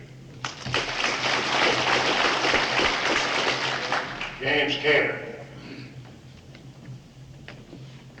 President Ramsey, I would also like to thank all of the people in the audience here who voted for an AFT person, and we thank you. Bill Powell failed to mention that I was also president of the South Central Labor Union the other day, and what we would like is for each local within our CLU, and I would challenge the other people here from their CLUs to do likewise, that when we come to these executive meetings, that we go back home and let the people there know what's going on. Because our CLU has not been represented over the past 2 years. And the question came up the other night at our CLU meeting when we were talking about who we might endorse for the Senate race, you know, as to what the executive board had done. And since we had no one there, we really didn't know. So any local here that's from the Harrison, Hancock, Stone, or Pearl River counties, anytime that you want to know what's going on, you just let me know and I'll see that you know. Ralph Miley. Thank you, Brother Ramsey. I can understand you skipping over me. I was sitting next to a brother there, and as most of you know, all us white folks tend to look alike anyway. I just want to say that I feel very deeply honored by you electing me to this position. I pledge to do my very best to attend to the duties that go with that office and to work with the other elected officials of this organization as a team to try to carry out the goals and objectives of this organization. Thank you very much.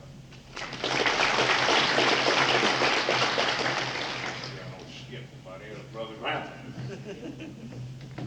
Thank you, Mr. President. I want to thank each and every one of you for electing me back to the executive board. And I'd like to say that if I can ever be of any help to any of you in any way, feel free to call me day or night. Thank you very much. Joe Davis.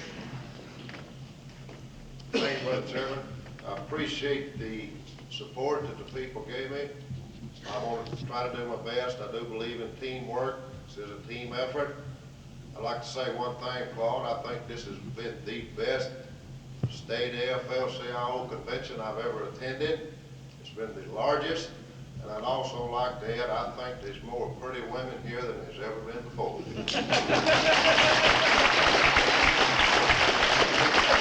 Speaking about pretty women, we're going to recognize one of them. Marinelle Whips. Everybody say I have a big mouth, but now I think I'm lost for words. I want to thank everybody for voting for me and for the confidence that you have restored in me. I'm going to try to do my best to live up to your expectations. And at any time that you have some suggestions that you would like for me to bring to the board, I will do that. And if you have some questions or anything, feel free to call on me. Thank you again.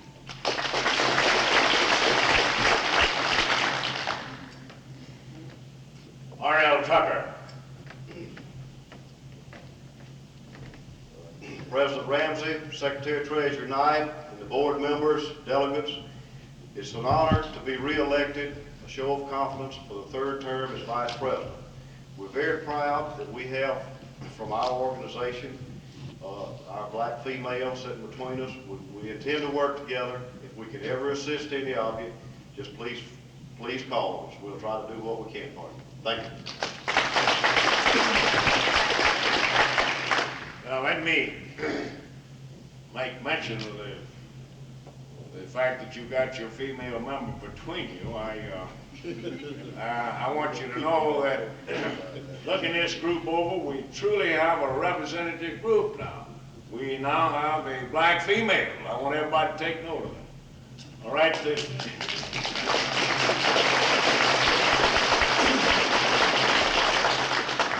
We now recognize Brother Cecil Shelton. Get on this side of this thing. Brother Ramsey, Brother Knight, and board members and delegates, I'd like to express my appreciation for you for 3 terms on the executive board. And I'd like to express my appreciation for you electing me to represent you as your vice president of FAL-CIO.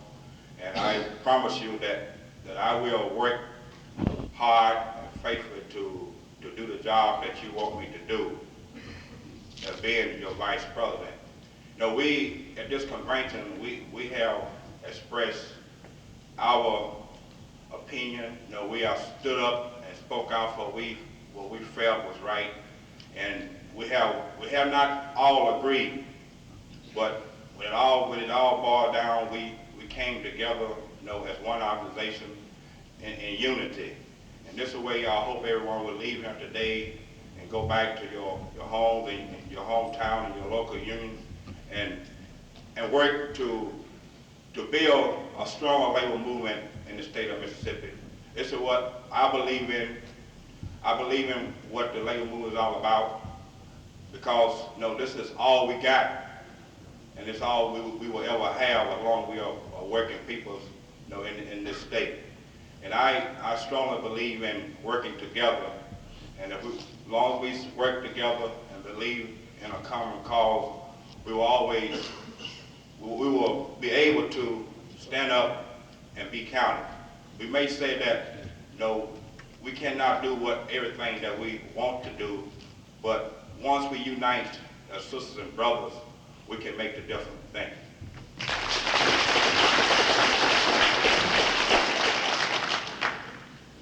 Our other good elected seat up here is not prepared. Right. Thank you, President Ramsey. Fellow officers and delegates, I would like to express my thanks for your show of confidence in the overwhelming vote that you gave me. This will be my third term, and I will certainly do, as I have done in the past, everything I can to build and further organize labor in the state. I now have the opportunity to go throughout the state, and I ask all of you to go back home and encourage all of your members to join together and let us stand together as one, because we'll certainly be stronger that way than we will if we each act as individuals. Thank you. Bernie Solomon. I think we've done enough talking. I just want to say I appreciate this re-election to the Vice President. If I can ever be of service any time to anybody, call. Brother Jackson. Thank you, Brother Ramsey, fellow officers, fellow delegates, friends. I don't even remember how long I have served on this board, but ever how long it's been, you've had my commitment in the past, you have it here today, and you'll have it in the future. I'll do everything that I know how to help all of the working people in this state, our members in particular. Wherever you are, whenever you are, and whoever you are, if you need us, if you need me personally or my organization, feel free to call on us. We'll do our dead level best to assist you in any undertaking that you have. Before I sit down, I want to thank again this convention for your support of our strikers. Since the cash donations was made, a couple of locals have come up and give us some checks, which we appreciate greatly, and they certainly are badly needed, and they'll be put to a good use, I think.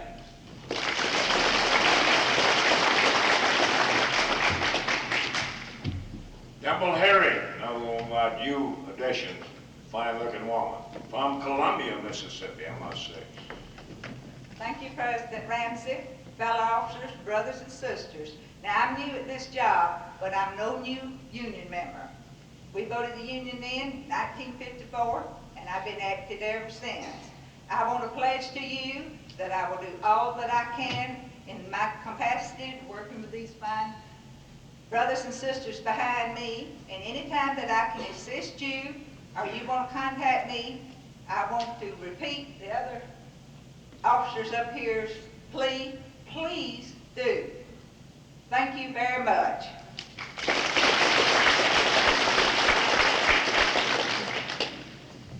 And we're going to recognize this next fellow tonight. Brother Tom Knight.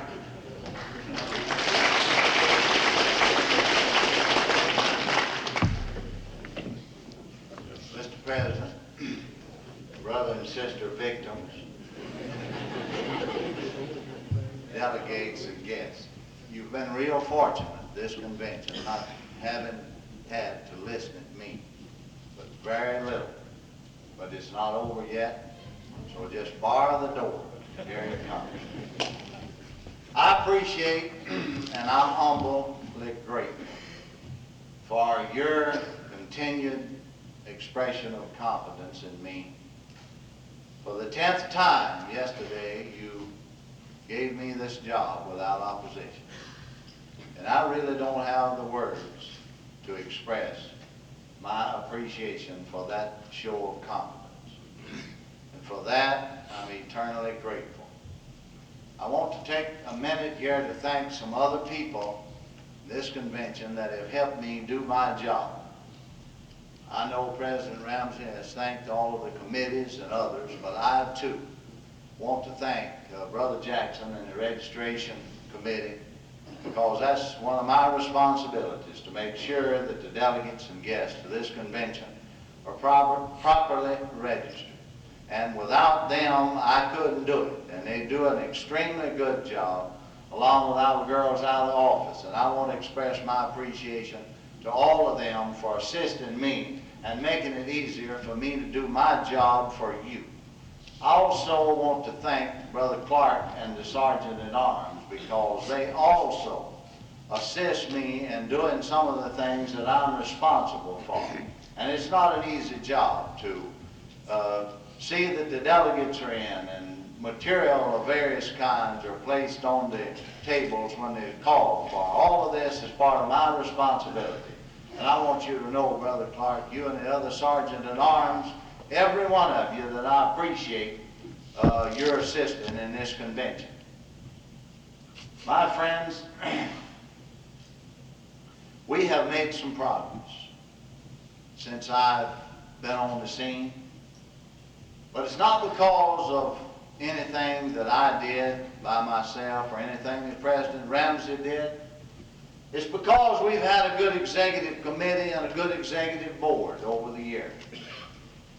And beyond that, we have managed to do whatever we've done because we have had people like you and the people that you represent.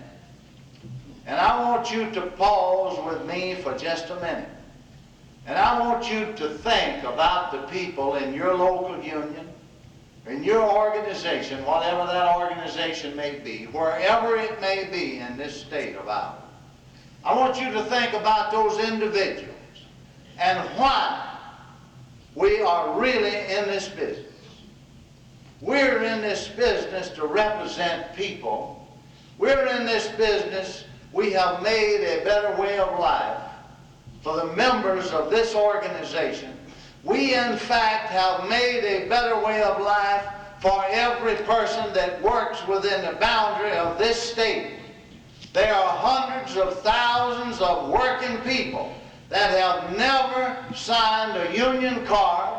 There are those that may never have an opportunity to sign a union card as long as they live. But as I said to somebody a few days ago, my friends, that the program of the labor movement, the program of the AFL-CIO is a program, my friends, for the people. We are indeed and in fact the voice of the people at the polls. We are the voice of the people in the state legislature, in the Congress of the United States. And the labor movement takes no back seat or steps back or bows to no organization within this country when it comes to being the voice of the people.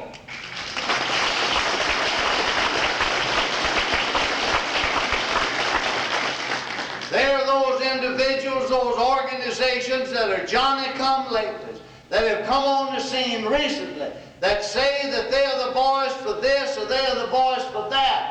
Well, I simply submit to you that we got there first, and we are the voice of the people. There are those politicians that talk about what they do, that they do it for everybody. Well, I got news for them, my friends. The labor movement does that.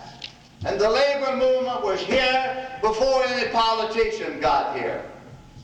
So I just simply ask you, my friends, as humbly as I know how, and remind you first that we have made 3 endorsements here. I didn't make them.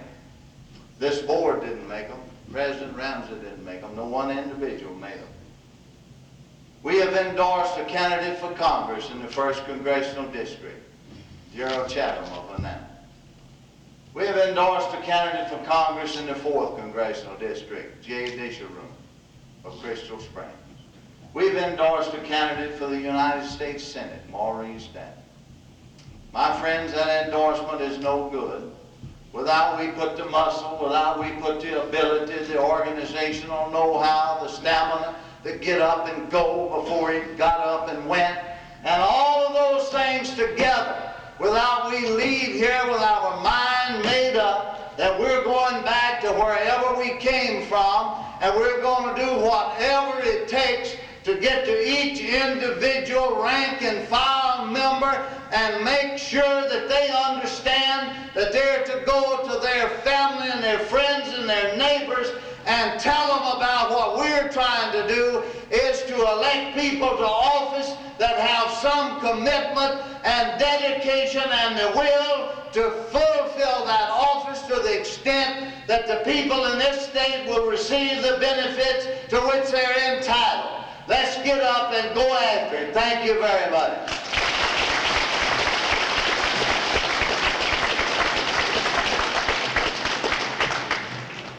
Thank you, Tom, for those inspiring remarks. You know, I cut my remarks short beginning of the convention because of the importance of the business before us. Many things that I'm about to say perhaps should have been said then, but I haven't yet said them, and I think perhaps I need to say them at this point.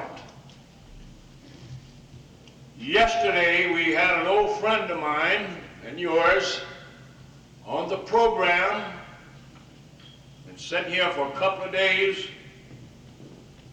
listening to our deliberations, and in the course of his remarks, he made mention of the fact one of Maurice Stanton's problems was lack of identity with the minority community. Now, for whatever it might be worth, let me say this to all of you. When I saw that it appeared, as a result of our executive committee's deliberations, that we might possibly be on the road to endorse Maurice Stanton in the senatorial race, one of the first things I did was pick up the telephone and call Dr. Aaron Henry in Clarksdale, Mississippi. I wanted to make sure that there was no objection on his part or any other of the party people to Maurice Stanton. Dr. Henry assured me he had no problems with Maurice, but that he did have problems with one or two of the other candidates. Now, what I'm simply saying is that I attempted to find out from Dr. Henry where he was on this particular candidate before we made our decision. Now, I want to advise all of you of a little matter that happened back in 1975. People seem to have short memories for some reason or another. All of you will well remember that in that particular election, we said we had 3 Democratic candidates we could live with, and we named them Cliff Finch, William Winter, and Maurice Stanton. We said we could live with either of these 3 candidates. We didn't get involved in the primary because we knew the big fight was going to come in November, and we felt that we could probably close ranks in the general election. Cliff Finch won the 2nd Democratic primary. He won that 2nd Democratic primary. Who did he defeat? William Winter. He became then the nominee of the Democratic Party. And at that point, now that we had endorsed him, it was my obligation as president of this organization to try to get the whole package together and win the election in November. Now, I would remind you, or advise you at least, in case you don't know this, About 99% of the black people in this state in that primary voted for William Winter. They didn't vote for Cliff Finch. They voted for William Winter. And the number one job we had to do at that point was to convince black people to support the nominee of the Democratic Party, Cliff Finch. And it wasn't an easy job to do, because it was common knowledge, and again I'm reminding you, that Cliff Finch had within his organization a lot of the high moguls, the former high moguls of the White Citizens Council, several people associated with the KKK, several of the right-wing extremist groups. And blacks were very reluctant to support this candidate because of that fact. Shortly after we had had our convention, Dr. Aaron Henry delivered a paper or a statement to the reporter paper in Jackson, the Capitol Reporter. They run his statement, and this is what that statement in essence said. Aaron Henry endorses Cliff Finch, but with reservations. But with reservations. Now, we took the statement that Aaron Henry made, we edited it, we dropped a couple of paragraphs about the reservations, and then the statement said, Aaron Henry endorses Cliff Finch. And we ran off tens of thousands of that statement. Charlie Horn and Bob Whitson and other folks of the Randolph Institute distributed all over the state. And it was perhaps the most effective thing that we did in terms of convincing black people to support Cliff Finch. Now, in this situation, it's quite different. The man we've endorsed, contrary to what Dr. Henry said, does have some identity with the black community.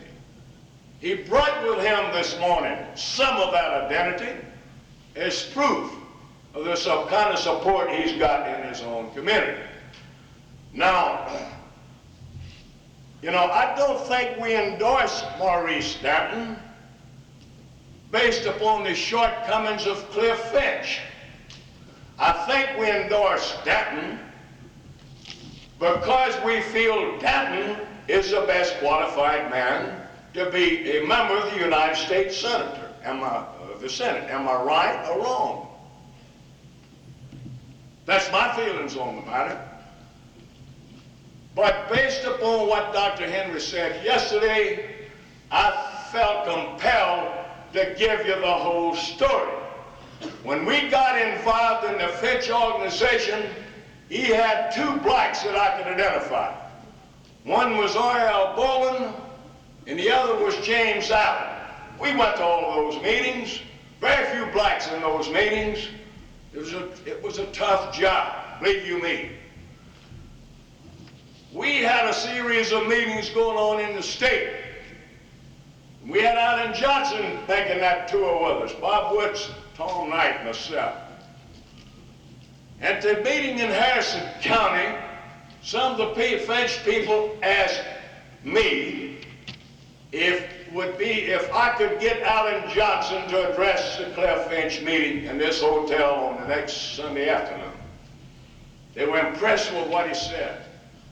I said I certainly will be happy to have Alan Johnson there, provided I can be assured Alan Johnson will be allowed to speak and that he will receive the proper respect. And I was assured of that. I brought Alan Johnson before the group and I introduced him myself. And that was the beginning, I believe, I'm convinced of that, of the involvement of the black community in the Cliff Finch campaign. We went on and we won that election by about 50,000 votes, if my memory serves me correct. But I'm telling you, without the work of this organization and getting the thing together with the minority community, Carmichael today would be the governor. I'm convinced of that. Now, this organization is perhaps the most integrated organization in the whole state of Mississippi. We have all kinds of people in this organization. We have white people, we have black people, we have young people, we have old people, we have females, and we have males.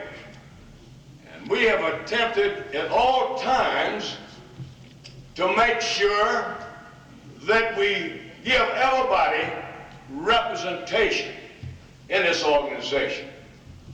You know, committees, what have you.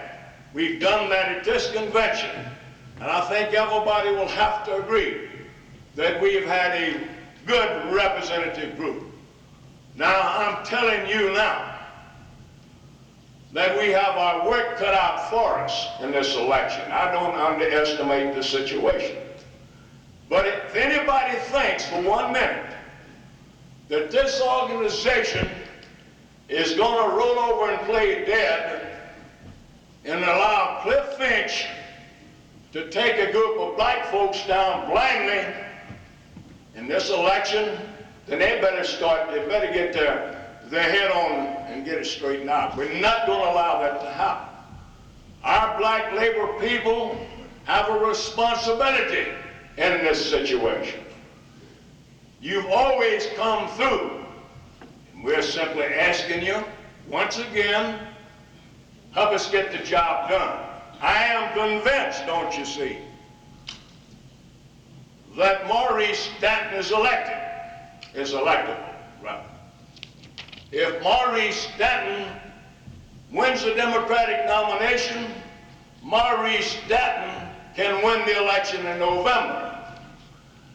I am further convinced that if Cliff Finch wins the Democratic nomination, because of a lot of things that's happened in the last year or two, we're going to have a Republican senator. We're going to have a Republican senator. And maybe some of you want one. I don't know. I don't know of any useful purpose to be had with it, but I'm just telling you like it is. So, we have our work cut out for us. We're going to call a special convention in September. We'll probably have a meeting of our board. We will have a meeting of our board as soon as we adjourn this convention. We'll make a decision on when we want to meet again. But we have an awful lot of work to do. I don't take this endorsement lightly, and I don't think any of you do. It's been a good convention in my opinion. We've had a very good delegation. I want you to know I personally appreciate the way you've attended our sessions.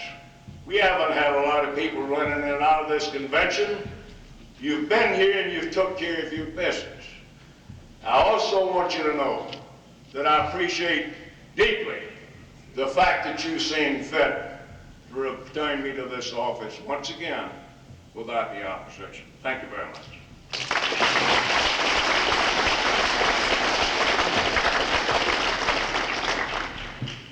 We are now under good and welfare, and I agreed to recognize Brother Jack Schaefer for his special assignment. Brother Schaefer, and any of you that's got something on your mind, you want to have a word to say before we break up, get your hand up because we're getting pretty close. Thank you, President Ramsey. I concur in your remark. This has been a good convention. This is a little come-lately deal. We should have made better preparations earlier. How many of you present have heard of the firefighters' effort to build the 30-bed unit burn center at Greenville, Mississippi? Quite a number. Our local union has made a contribution to this effort. We have worked with the Firefighters Association through contact with employers, etc. To be brief with this, what is a burn center? Most of us feel that we do have some coverage at our local hospitals. And Mr. President, let me ask that the Sergeant of Arms pick up this literature that I have here, and as delegates leave, be sure that you get a brochure. It's a good brochure, it's thorough. But to stimulate a little interest, what is a burn unit? It's a specialized area set aside in a hospital that dedicates entirely to the care of burn patients. It has specialized equipment and special trained personnel. A patient can be cared for completely without ever leaving the unit until discharge. This kind of facility is present at the Delta Medical Center in Greenville, Mississippi. It was opened in 1971 and has outgrown its available space.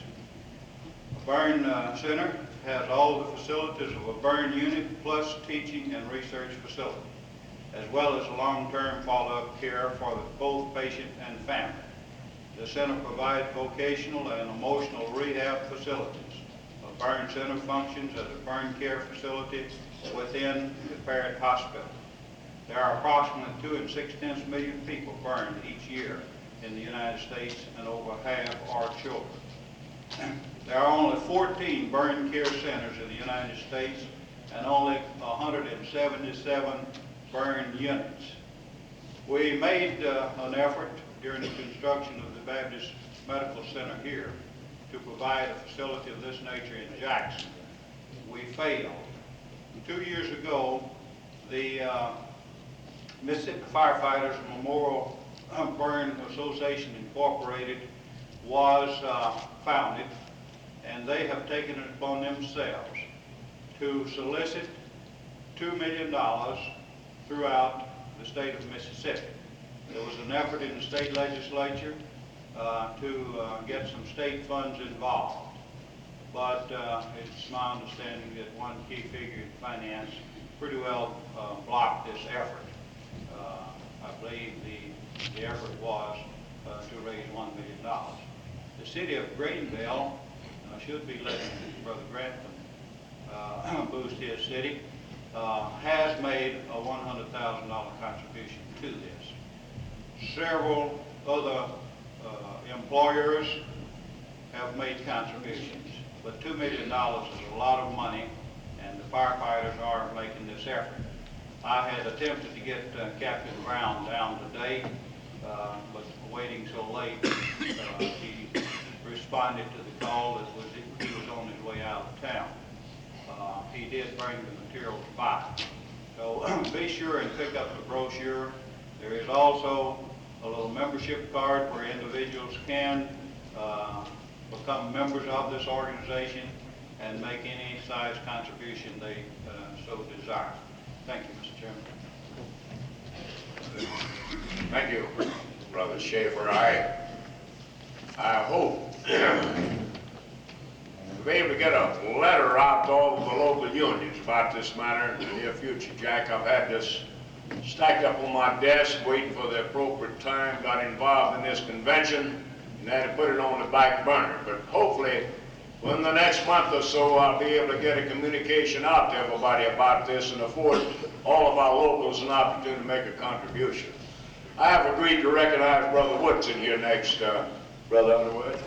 We'll get you next. I'll be brief, Thank you, President Ramsey, Secretary Knight, and Executive Board members, delegates, and friends. I would like to say to all of you that I appreciate very much your working with me and my working with you during the years I was a member of the board. You know, 12 years ago, I believe, I was elected to the executive board, and the news media wasn't quite used to there being a black involved. Well, there never had been a black involved, and the first picture that they took that I was on, I don't know how many of you know this, the photographer kept it about 3 weeks trying to make me white. He thought something had happened. and I wasn't supposed to be on there. He thought it was a black spot or something was wrong with his camera. And finally he realized that I was supposed to be there, so he finally brought the pictures on to Tom then. But be that as it may, you know, I appreciate Brother Ramsey recognizing in his remarks that I have made some contribution to the labor movement. And I do want you to know that I'll still be around, that I'll be working in the labor movement, and that because I wasn't re-elected, don't feel that, be like me, don't feel that I was defeated. Those of you who voted for me, thank you. Those who voted against me, thank you. You express your convictions, and I can appreciate and respect a person who has enough guts to express his opinion or stand up for his convictions, whatever they may be, whether they are mine or whether they are yours, or whether they are one and the same. I definitely can appreciate it. And I want to congratulate this new board and say to them that do the best you can in carrying out the responsibilities of this organization. And again, I'll say in closing, thank all of you very much. And I want to say, like MacArthur said, I shall return.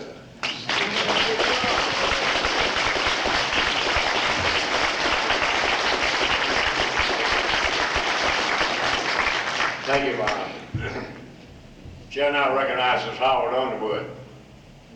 Howard Underwood, Local 845, United Rubber Workers, Tupelo, Mississippi. I'd just like to say that I have enjoyed very much serving on the executive board of this organization for the past 8 years, and my state organization did not see fit to return me this time, so I was not a candidate.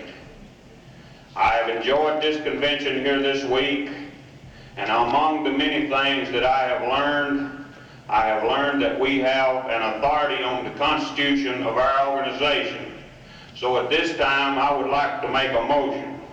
I would like to move that at the next convention, you appoint Mr. Morris Adams to the Constitution Committee, and maybe we can solve a few of our problems.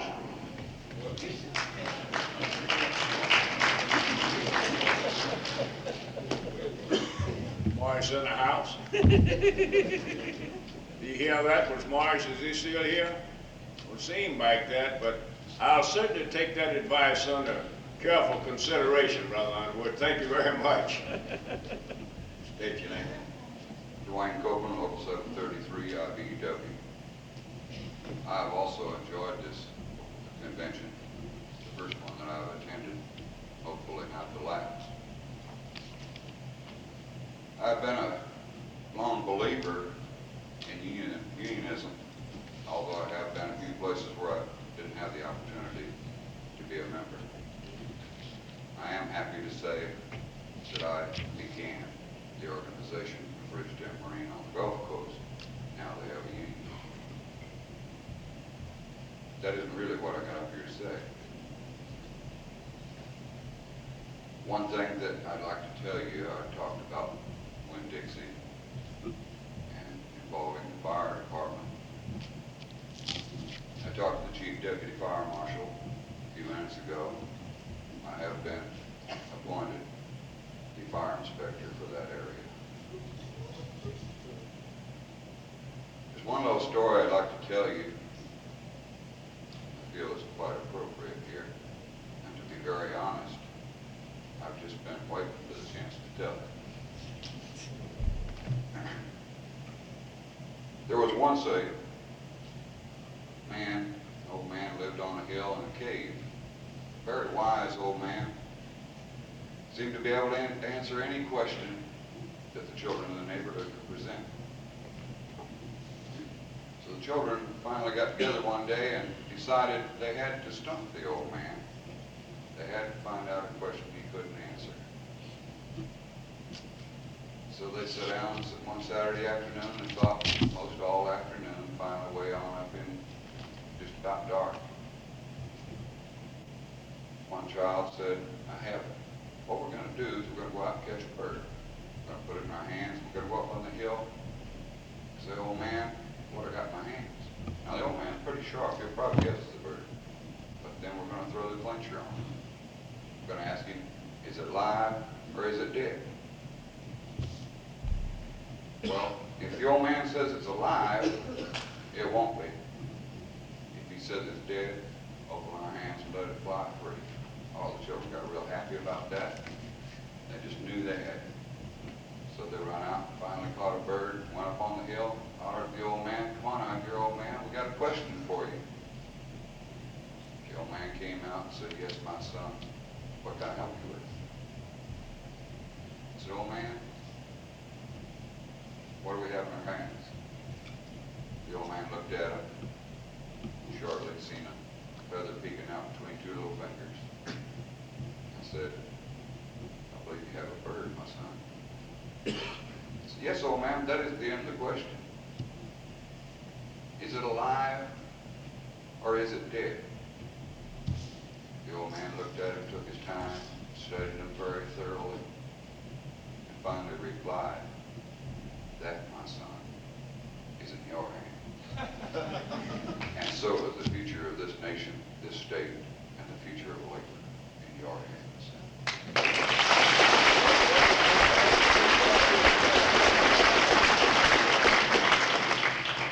L.E. Clark. Mr. Chairman, I'd like to this time personally thank the members of the committee who have me kind of herd the group in and out of the convention and pass out the literature. They all done a real good job, and I'd like to personally thank them for it. And I've been requested, and I owe a great deal of gratitude to the people that I represented and went over to Houston with me. I'd like to find out the answer before we leave here. They all want to know if Tone's present fit. Not having that information, I thought maybe you might want to tell them.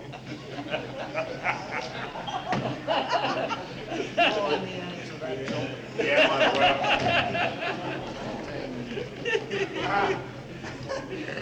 I wanted to get back up here anyhow. I got to give Clark $1 for that. LD, I sent that present home by my daughters the other day. I got to check on that when I get home. That's one thing I forgot. I wanted to thank LD and whoever else, and God knows who that may have been responsible for that present. I appreciate that. That was really nice. One other thing. Now the regular checkout time here is 1 o'clock. It's only 10 after 12, but there'll be no problem. I've been promised, and now, as some of you know, we have had some problems here with the hotel, and I regret all of them. I hope that we eventually work them out to the satisfaction of most of the delegates. We tried. We always have problems. But anyway, you're not supposed to have any problems with checking out so long as you do it by 2 o'clock. Now, the board may be a little bit late, and I think that I've made the arrangements for that, so they're not going to throw us out. And there'll be a few other people that will have to stay around a little while. But you shouldn't have any problem with the checking out time if you get out by 2 o'clock. Thank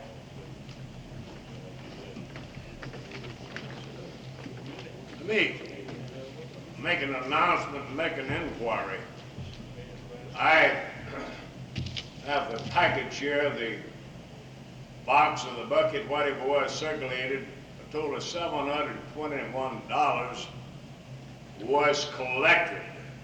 Now, I didn't present this to Mr. Danton because someone mentioned something to me that some of the people here thought they were contributing to the senatorial campaign, plus perhaps a couple of congressional campaigns. They thought the money was going to be split.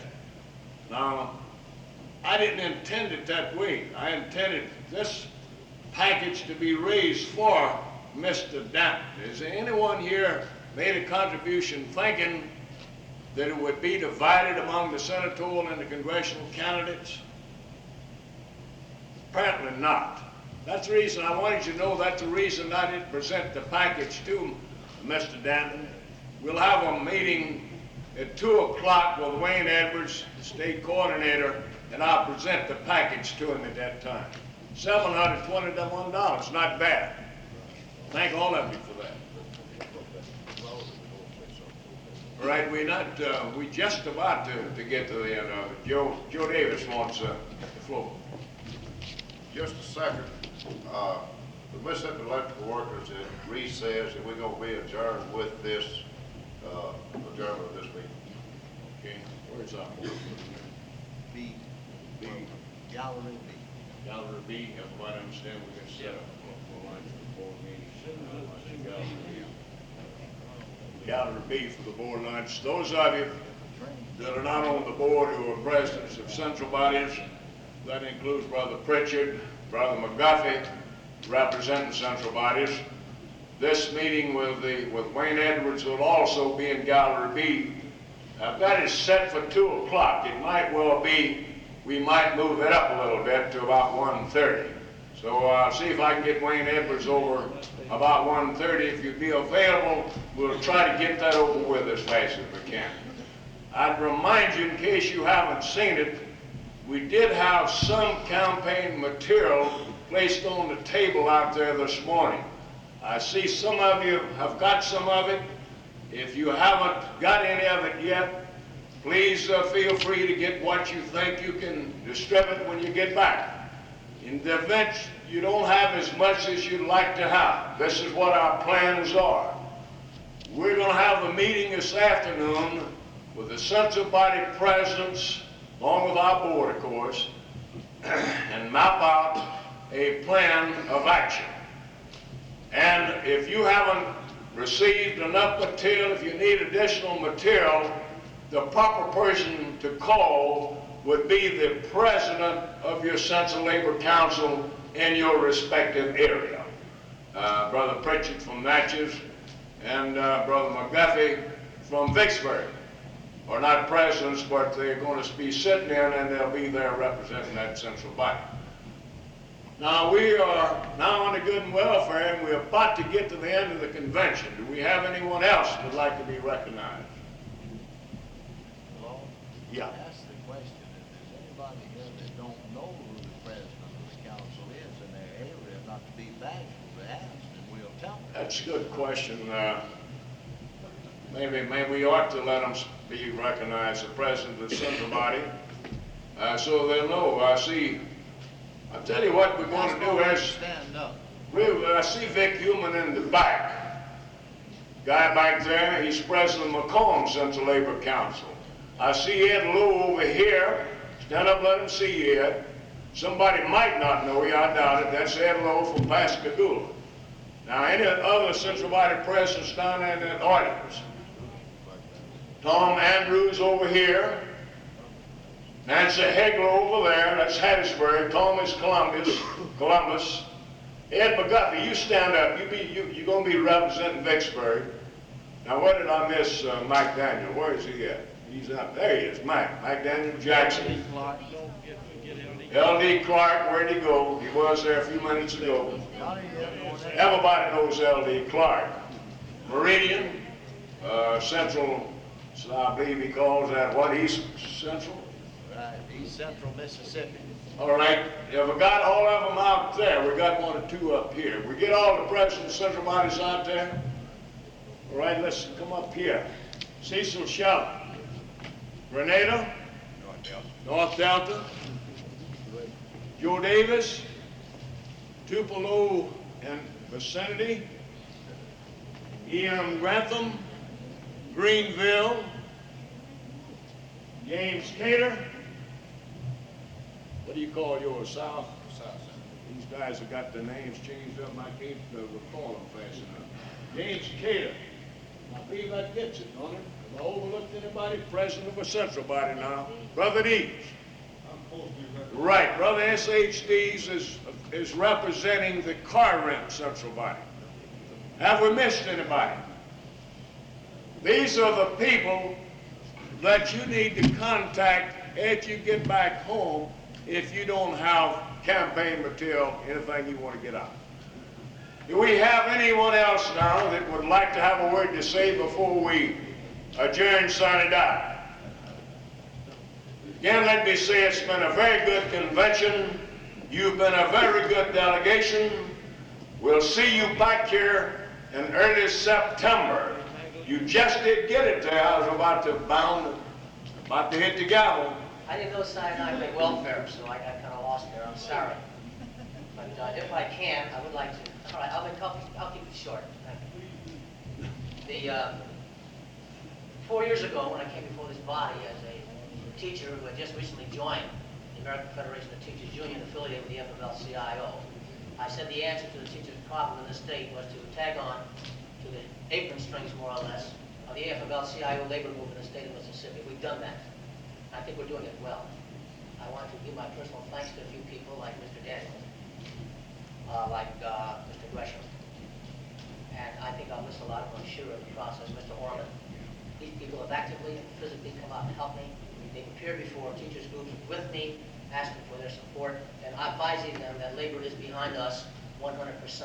There's no doubt in my mind right now that every member here, every delegate here, is behind our teacher movement. I said then we're going to get involved. I know we are involved. We now have 2 Central Labor Union presidents out of 13 in your organization. We have 1 vice president.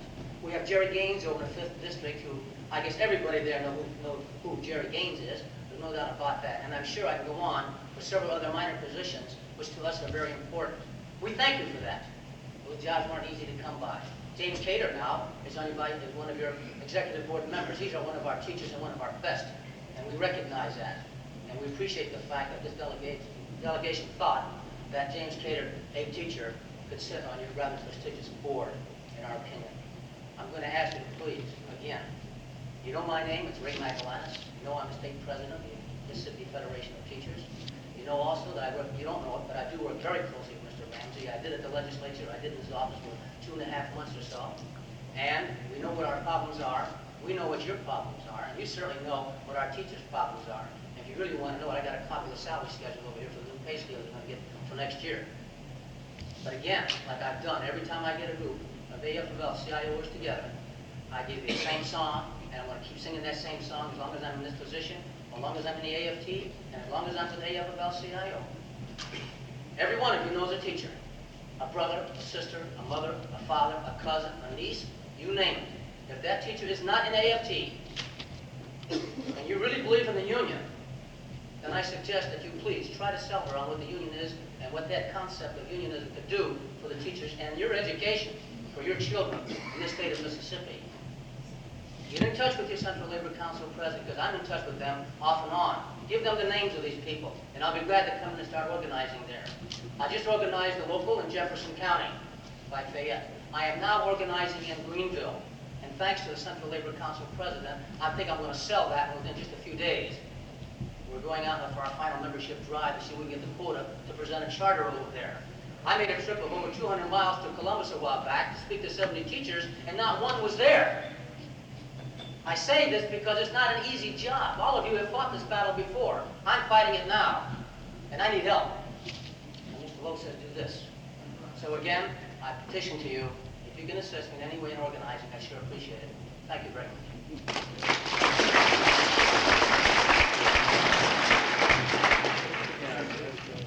Brother Upton stepped up here a minute ago and said he thought I ought to advise you about this election, that you cannot make a contribution to this candidate out of local union dues money. I don't know, some of you might not know about the law, but you can't.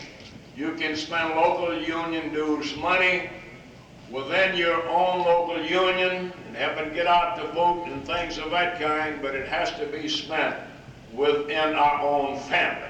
No, don't attempt to make a check out on your local treasury to the candidate unless you have a Coke fund set up, volunteer contributions. Any other announcements? Any other statements? When a good convention, this convention now stands in adjournment sine die.